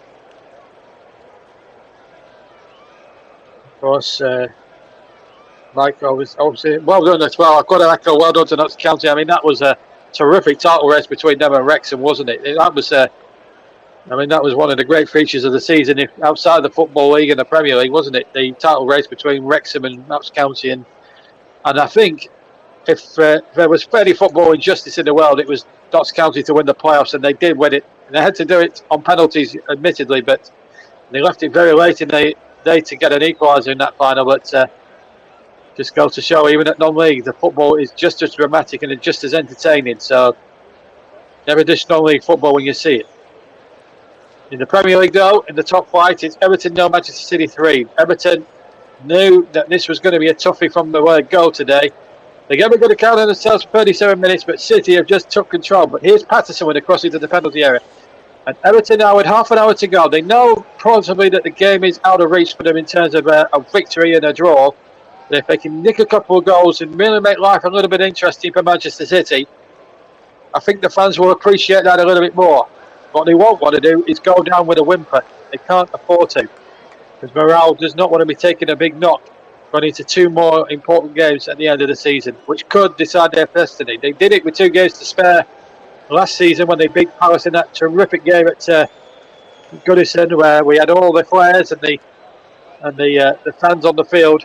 And it's a real shame that at the end of next season we're going to say goodbye to this great old ground. It's given us so many footballing memories over the years. Goodison Park, one of the great atmospheric grounds, and a traditional roaring ground which creates a very special cocktail of lethal cocktail of an atmosphere. It really does. It's when they go to Bramley Docks at the end of next season, it's going to be quite sad, really. That Goodison Park will be no longer a fixture with commentators and fellow players alike, because it's one of the great grounds of modern of all time in English football, not just modern times, but of old time, really. Just to give you a date with the scorelines elsewhere. Celta Vigo 1, Valencia 2. That's a result, incidentally, so a good win there for Valencia in La Liga. In Serie A, we played Torino and won against Verona 1-0. That's a full-time score, so Torino won. Fiorentina 1, Udinese 0. And the champions, newly crowned Scudetto champions Napoli, are getting a footballing lesson from Monza. Monza 2, Napoli 0. There's two other games tonight. Bologna and Roma kick off at 5 o'clock British time. And Juventus and Cremonese kick off at 7:45. In the Liga, Lyon have been beaten 2-1 by Clermont. That's a big result for them. Great result. Brest 0, Auxerre 0. That's a greatest score. 62 minutes to be played. Same with Montpellier and Lorient. That's 62 minutes. And also the game between Rennes and Troyes is 62 minutes old, but Rennes lead by a goal to 0.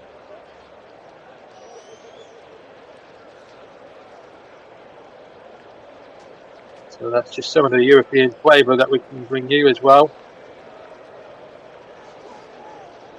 It's Peter Reid there, an ex-Evertonian and an ex-Manchester City player. He's had a foot in both camps over the years. He's an inspirational player at our Kendall side of 85. And Joe Royle is also in the crowd as well, a former Everton manager. The last Everton manager to win a trophy, of course, Joe Royle. The FA Cup in 1995, Paul Rideout's goal and all that. Last time Everton won a major piece of silverware for a club like them. I know they're falling on hard times and they're struggling at the wrong end of the Premier League table, but for a club of Everton's stars and stature and history, for that to be their last major trophy. I know they won the Charity Shield that year as well, but for the last trophy, last time they've won many meaningful silverware, 95, is not good enough, really. Our team, certainly in Howard Kendall and Harry Catterick's time, prized themselves on being nothing but the best, as their Latin symbol on their club badge would suggest.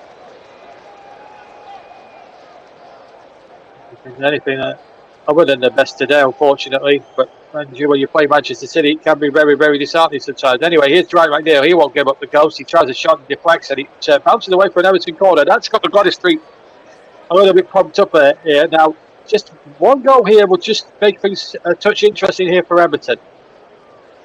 They just need one goal and just make Manchester City just think a little bit, possibly. They've got to go for it now. They may as well have a goal here. 3-0 down, they've got nothing much else to lose. They can nick a couple of goals back and make it tough for them. That so much the better for the future as far as the next two games are concerned. As the corner came in, but Edison was fouled. Tarkowski had been a little bit too rough with him, or rather, it wasn't a foul. In fact, goalkeeper put it out. He was challenging hard with Mopai, and then had to fist it their way. There was no foul on the goalkeeper, quite obviously. So Everton have got a second opportunity here from a corner kick. Just one goal could do it for them. And it goes towards the back post. Header one, and it's a terrific header at that. And another great save. It was Tarkowski then with the header. And Edison having to tip that over. That's a really good save. It's a good corner from Dwight McNeil. And the old Burnley duo nearly paying dividends again, albeit possibly the losing cause, but that would have been a wonderful moment for Everton just to get a little bit of something out of this now. At least they're having a go. McNeil tries again for the third time, and he goes up down the head, and the header bounces. It's a header bounced off the ground and over the top. It was Yerry Mina with the header, this time at the far post. But two good chances for Everton to get something on the scoreboard, and they almost profited from it. Decent header, but bounce maybe when he headed it down, maybe the bounce was just too much. West Ham, in fact, have pulled a goal back at Brentford. We'll let you know the goal scorer in just a second, but West Ham have scored 2-1 now at the G-Tech Stadium. So it's not all cut and dry yet for Brentford as far as 3 points are concerned. West Ham battling back into that one. 2-1 is the score. Danny Ings has scored for West Ham United in that game. So 2-1. 67 minutes gone in both games. Everton 0, Manchester City 3. Well,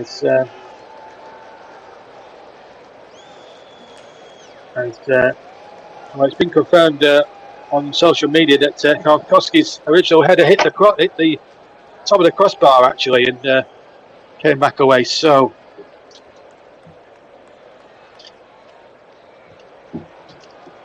into that, if you will. So anyway,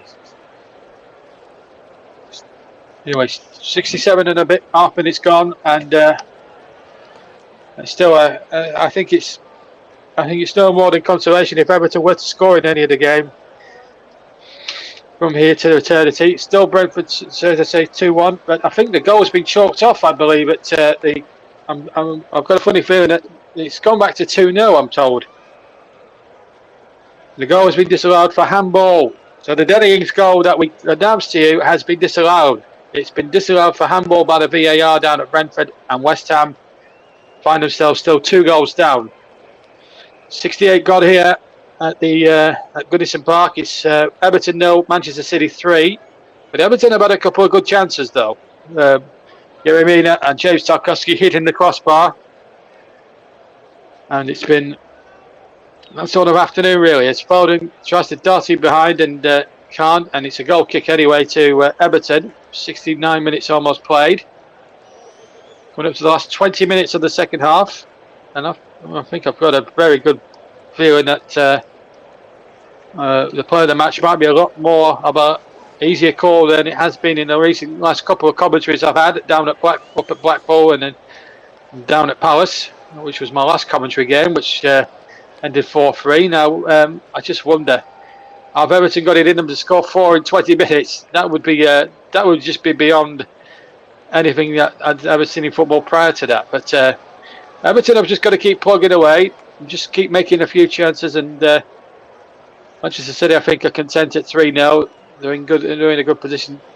2-0 is always the dangerous lead, but 3 it's a very hard slog to come back from. So Everton have just got to keep going, plugging away, just make it difficult as they can for Manchester City, and just try and win the second half at least, and just give them a little bit of a boost. They won't get, even if they don't get any points out of this one today, just win your second half, win the battles, because they've got 2 big games coming up in the next sort of couple of weeks, which will decide their fate more than they will today. To be perfectly honest, they're still above the dotted line anyway, so there is that aspect to consider. But Everton, it's all going to be down on the last 2 games now for them, I'm afraid to say. So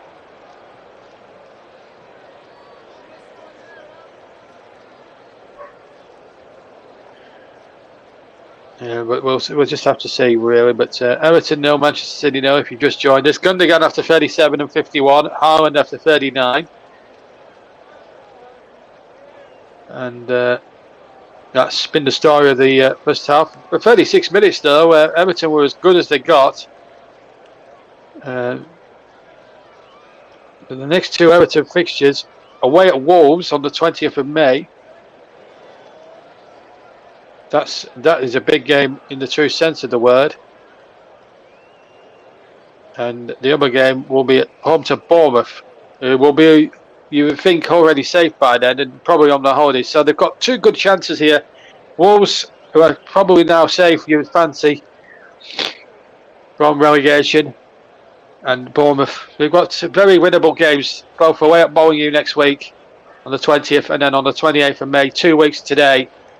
They've got another winnable fixture, you think, against Bournemouth, and I'm sure Goodison Park will be always a bang up for that one, you would think. Anyway, here's Manjin And Kanji now for Manchester City. They're cruising at the moment. They don't need to panic. They're just playing the ball about, passing the ball around at walking pace at the moment. They're very contented to stay, keep it at 3.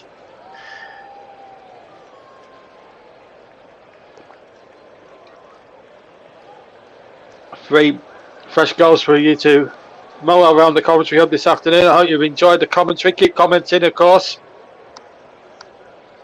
And of course, stay with us because at 4:25 this afternoon, 4:30 kickoff, I'll be handing over the commentary hub microphone to Paul James, who will be bringing you kick-by-kick commentary, alternate commentary from the Emirates Stadium between Arsenal and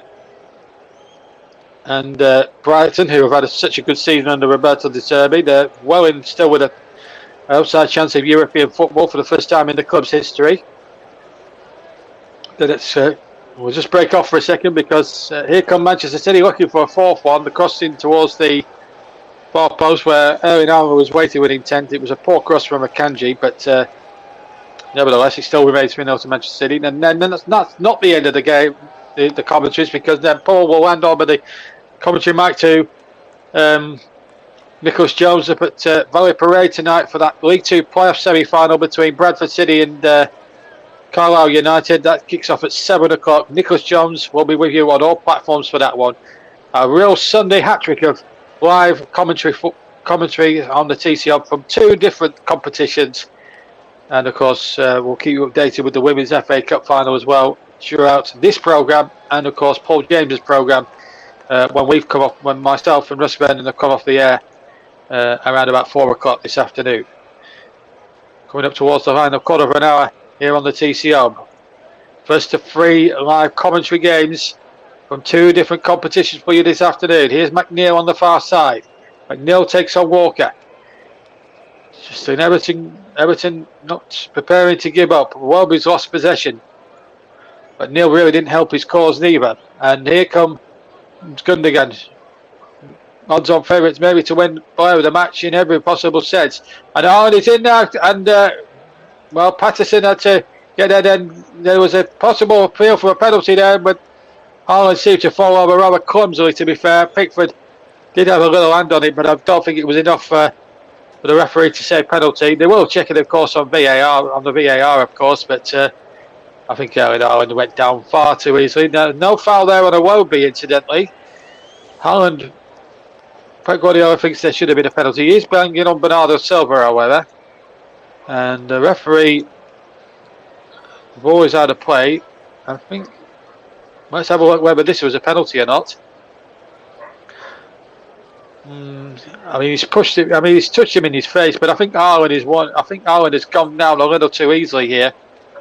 Patterson doesn't help the goalkeeper's cause by moving it in the air, getting in the keeper's way. But does he? He's brushed his head. If anything, I don't think you could give a penalty for that. That would be. If VAR were to overturn it for that reason, I think they would be foolish to do so. And Garner has gone straight down the tunnel. As Everton make another change here. It's been a disappointing afternoon for Everton, all concerned. Damari Gray has come on. Bernardo Silva waiting to come on for Manchester City. Sean Dyche will be fuming, but he will know realistically that this wasn't going to define the game this season. They've got 2 chances to pick up 6 points, which will get them to safety. They've got Wolves next week at Molineux. That's a winnable game because Wolves will be on the holiday. Mind you, Wolves will probably want to finish with a flourish in front of their own fans. They're safe, but they'll have a big say on who goes down, of course. And then next week, and then in 2 weeks' time here at Goodison Park on the 27th of May, it will be Bournemouth, who are already safe, rather shouting, at Goodison Park, and they'll be bang up for that one there if it comes to the last day, and it's them and Leeds and Leicester battling it out to stay in the division. Forest have got Arsenal next weekend in their last home game. If they can get a result from that one next Saturday, which you'll hear when there's on the TC Hub, by the way, then that will be a terrific achievement for them. I think there's a chance here for Onana inside the penalty area. He just couldn't get it out from under his feet, and the chance is gone. It's under the 27th for me. Yeah, apologies there, not the 27th. All the Premier League games, of course, as I should know. I've been covering this league now for about 7-8 years. Finish on a Sunday now, every other year, not Saturday.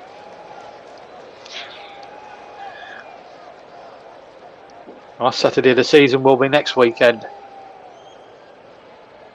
And so, Gundogan, one of my candidates for man of the match, and certainly this man here, Erling Haaland, he's certainly an opportunity. He's certainly a shoe in there. Haaland was making his way off here. I wonder what. They're showing a replay of Haaland going up towards the benches here. Now, I'm going to keep my hands across this one. Is he having an argument with Pep Guardiola?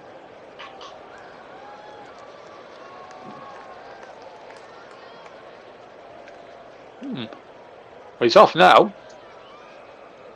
Grealish is on, and so is Bernardo Silva. Gundogan's the other player that's been replaced. So Gundogan and Haaland are off. Bernardo Silva and Jack Grealish both on. I'm not sure whether the TV cameras should have followed Haaland there as he was coming off and shot a replay. I think that was completely pointless from Sky TV, who are covering the match this afternoon. I think Sky like to make a big issue out of complete nonsense, really. Haaland will realise himself he's got a bigger game ahead of him on Wednesday night when they take on Real Madrid in that second leg. Evenly poised at 1 apiece, that one. You'll be able to hear that in midweek on the TC Hub, hopefully. If not, you can follow us. You can follow updates on Twitter at Commentary Live 1, which is our special Commentary Hub Twitter handle. Please follow us if you can. And if you are a subscriber to any of our participating channels, whether it's JB Sports, Storm FM, or TC Hub or TC Hub 2, please don't forget to hit a like, whichever platform you're listening on. Hit the subscribe button and hit the notifications bell, because you might be getting a bit more. You might be getting a couple more notifications later on, because we're not done with the commentaries after this one. I can tell you. Paul James will be on the air at 4:25 with Arsenal against Brighton, another big game in the title race. And Arsenal, if they do win that game, will go back to within 1 point, but they'll have played a game more than Manchester City. And then, of course, that League 2 playoff at Valley Parade, that's first leg semi-final between Bradford City under Mark Hughes and Carlisle United. 6:55 we start the programme. 7 o'clock kick-off with Nicholas Jones. He's been a very busy lad over the EFL the last couple of days. All those reports you've been hearing during the pre-match and half-time sequences that we've brought you this afternoon. I hope you've enjoyed those little reports. Nicholas Jones, I'm also pleased to say, we'll be presenting our supplementary coverage of the FA Cup final in less than 3 weeks' time on June the 3rd. 3 o'clock kick-off for the big Mancunian derby. And we wish Nicholas the very best of luck for his first ever cup final as a presenter. We wish him all the best, and we'll all be there, all the usual suspects. Russ will be there alongside me in the commentary box. Paul James will be also alongside me in the commentary box. They will be co-commentators, incidentally, for that match. I'll be lead commentator for that game, and it was the first time that we've had 2 co-commentators on a commentary before. So we're pushing to new frontiers at the Commentary Hub. Always trying new ideas, new frontiers, and everything else. And Manchester City will be involved that day. They'll be hoping it'll be the second possible leg of a treble, because they're in the shout of Europe, of course. And of course, they're going to go 5 points as it stands ahead of Arsenal at the top of the Premier League table. And we'll check Manchester City's last 2 fixtures, of course, when we get a couple of minutes to play. We played 81 minutes then at Goodison Park, and it's strongly paced now for Manchester City, if that's to be believed. Don't forget, we'll have everything that matters, and of course on the 28th of May, whatever happens, we'll have whether the title race is still to be decided or whether the relegation issues are still to be decided. We'll be all over it on the TC on the last day of the Premier League. 2 weeks today, folks. 2 weeks today. and we were going to plan. It may well still come down to any 2 from 4.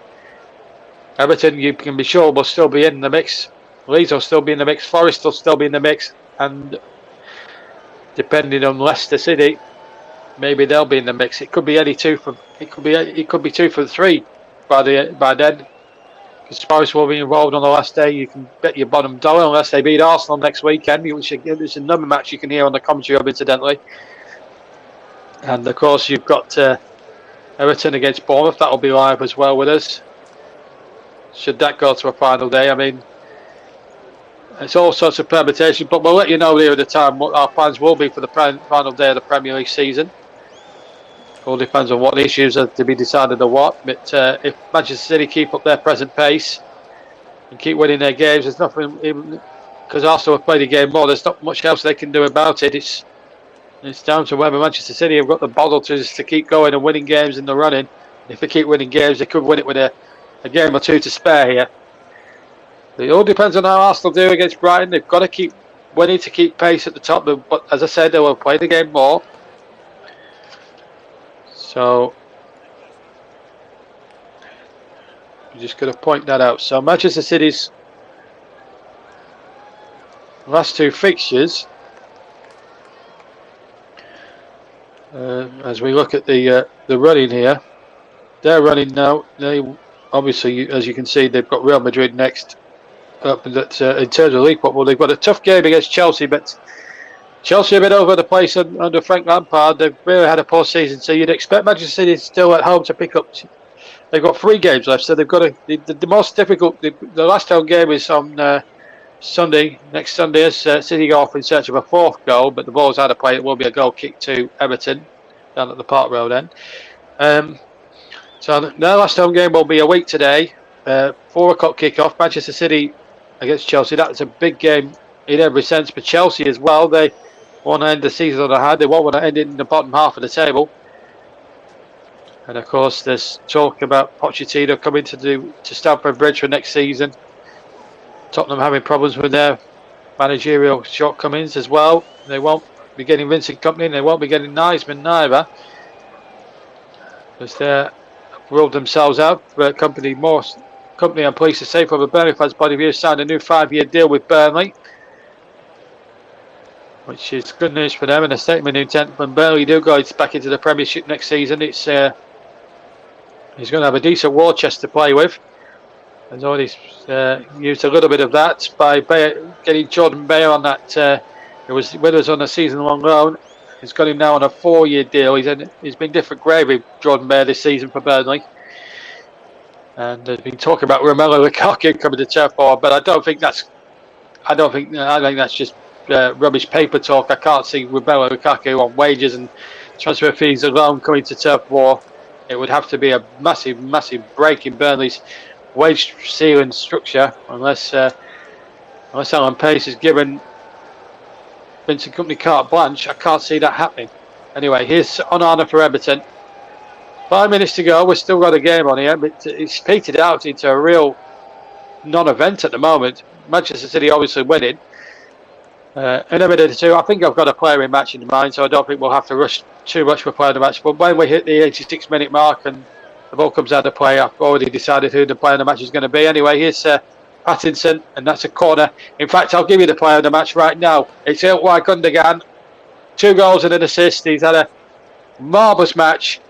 That's for sure. Anyway, Demarai Gray crosses and it's blocked away. But just to remind you, Ilkay Gundogan is my choice for player of the match, sponsored, of course, by Commentary Services. As Tarkowski tries to win, Tarkowski rather tries to win another header in there. But Russ will be back with you at 4:25, incidentally, for that Arsenal match. In fact, it's 4:15, we're told. 4:15, not 4:25, as I previously advertised. And McNeil gets the crossing. So just to confirm the player of the match, Ilkay Gundogan of Manchester City. There it is. If you're listening and you're seeing it on screen, that's my obvious choice. I mean, it would have been probably just. There was no other player. Possibly, there was no other player challenging him for the award. Possibly Erling Haaland, purely and simply because he was a bit of an handful and scored a classic headed goal. But you look at the statistics of all the players, and you look at Gundogan's contribution and his involvement in all 3 goals. I think the player of the match choice was a no-brainer. It's Everton come forward looking for some consolation with 3.5 minutes to go, but not to be, and Gingy can get it away for Manchester City. It's they're cruising to victory. It's been cruise control ever since half time, really, ever since the 37th minute, really, when they scored those 2 quick-fire goals. Gundogan, then Ireland, within the space of 3 minutes, and then as Jack Grealish, who was caught in a little bit of controversy during the week. Manchester City are about to make another change here now. Kelvin Phillips, a player that Russ will know very, very well indeed. He's going to replace Rodri. As Rodri makes his way off. A decent match, but a little bit non-existent when you look at the goal involvements of Gundogan and Erling Haaland, but he's a very quiet, considered. Well, he did have a shot in the first half which Pickford saved quite easily, but really apart from that, he's not really had much else to do. Just to keep you abreast of all the other scores, still 2-0 to Brentford in that other Premier League game. Danny Ings did have the ball in the net for West Ham, but the goal got chalked out for handball from the VAR people. So a frustrating afternoon for West Ham in more ways than one down there this afternoon. In the Women's FA Cup final, it's still 0-0 after 58 minutes between Emma Hayes' Chelsea women and Manchester United women. Earlier in the playoffs, it's finished Coventry 0, Middlesbrough 0. So they're going to do it all over again in midweek at the Riverside Stadium. In the other semi-final that was played yesterday, Sunderland 2, Luton Town 1. So we look at the player of the match. Next to Erling Haaland, Ilkay Gundogan is a terrific talent, and if Pep Guardiola doesn't get him on another contract in the summer, I think Manchester City fans will be up in arms, because he has been he's been the major difference for why City have won this game today. Maybe, possibly, that could be the game that possibly wins them the league. And of course, Arsenal will certainly have their say later on in just over half an hour's time when they take the field against Brighton. Remember, our programme now starts at 4:15 today. Paul James is your commentator. Russ will be doing a double shift for you today as regards to Premier League commentaries. So Russ will be hosting along with Paul James in the commentary booth. And of course, we'll have full live commentary, kick by kick commentary of the C2 playoff semi-final, an intriguing one at that between Bradford City and the stewardship of Mark Hughes these days, and Carlisle United have done so well on a very tight budget to get back into the playoff zone. Traditionally a team that really struggles at the wrong end of the League 2 spectrum, but having a good season by that time and an excellent season, but they're in the shake-up along with Salford and Stockport. They've still got to play down at Edgeley Park in the second leg. Salford winning that first leg by a goal to 0, remember. And if you heard Nicholas's brilliant commentary of that 1-1 draw between Bolton and Barnsley, it's all these games, incidentally, if you are listening to all platforms, on all participating TCL platforms, you can listen to all our live commentaries. Again, if you missed them live, you can watch them back, because the videos will stay up on the participating YouTube channels for you to enjoy at your leisure. So just to let you know that that is available to you. If you missed the game, you can listen back to them at a later date if you so wish. As we've got 4 added minutes and we're into the first of them. We've got another substitution now, and we're going to see. We're going to see here. We'll get confirmation of who's come on and who's come off in just a second. It's Gomez that's come on. Diaz has gone off. So Gomez is on for Manchester City. Diaz off for Manchester City. Okay, so we've cleared that one up. So Everton really disappointed. Really, they had a 10-minute period in the second half where they did give it a bit of a go, but they just haven't really done enough in the second half to really warrant. But this was never going to be a game, in reality, that Everton were going to prosper from or try and get any meaningful points from. It's going to be Wolves next week and then Bournemouth on the last day 2 weeks today that's going to define their season, really, as Mina and Cody almost making dog's dinner from playing out from the back. And now Gomez gets his first touch now. We've played nearly 2 minutes of the 4 that have been added on at the end of the stoppage time. Just to remind you, the player of the match today, no brainer for me this afternoon. Probably one of the easier choices, really, I've had this season to choose in terms of a player of the match. And it was a no-brainer. Ilkay Gundogan. You just look at his stats, he's way out on his own, really, in terms of goal involvement. Involved in all 3 goals, 2 goals and an assist to his name. A cute finish for his first goal. Lovely cross for Erling Haaland to nod in goal number 2. And then a sumptuous free kick 10 minutes into the second half. Really sealing Everton's fate for today. At least the Everton fans are still cheering the team on, and all credit and all power to them.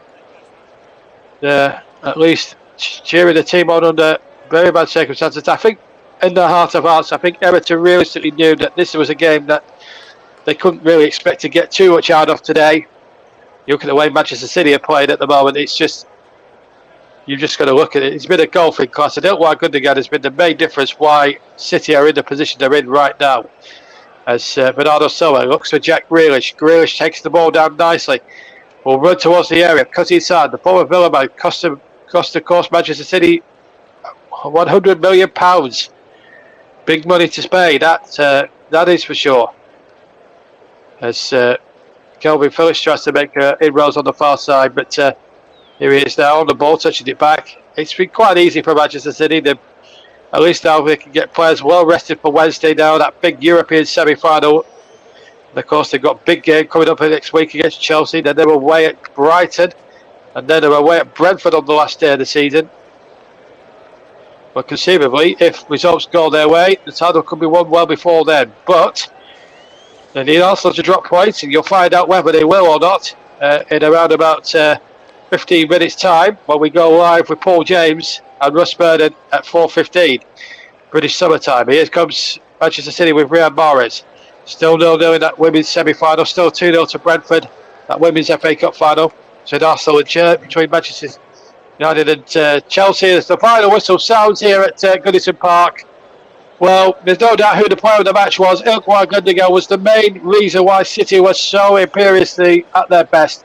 They moved to 85 points. They moved 5 points above Arsenal. They've now played the same amount of games, but Arsenal will have played again more by the end of play today because, of course, when they played that game against Brighton, as Erling Haaland and he's having to be ushering Jack Grealish away. There's something happening here off the ball at the end, and I don't understand why Jack Grealish needs to get involved. He's a player that lives on the edge and lives on emotion, but there's no need for Jack Grealish to get involved there. And thankfully, it's ended all smiles. Erling Haaland, the professional and the great player he is, he came straight off the bench, and Pep Guardiola asking him why did you do that, Jack? But Haaland, to his credit, came on, came racing on, stopped Grealish from causing any more scenes. I don't know what it was about. It was I think it was maybe something to do with Yerry Mina, I think. But why, after such a convincing victory, why would you want to get involved in a spat with another player? I will never know. But Manchester City, let's go back to the overall picture of the game. Manchester City was superb and they were terrific, really. I mean, sumptuous goal from Gundogan when he toe-poked it goals after a good little flick up with his knee. That from the 6-yard box, he just whipped it with his right foot, right toe poke into the net. The left-hand corner. That gave Manchester City lead. And then his cross from the left gave Erling Haaland the freedom of the Everton 6-yard box to nod in goal number 2 2 minutes later on 39 minutes. And then after 55, Ilkay Gundogan with a superb right-footed free kick. Sealed the points long before the end of the game. Erling Haaland knows this is a significant result, but it's over to Arsenal now. They've got to play against Brighton, and if they can get points there, the gap will be down to 1 point.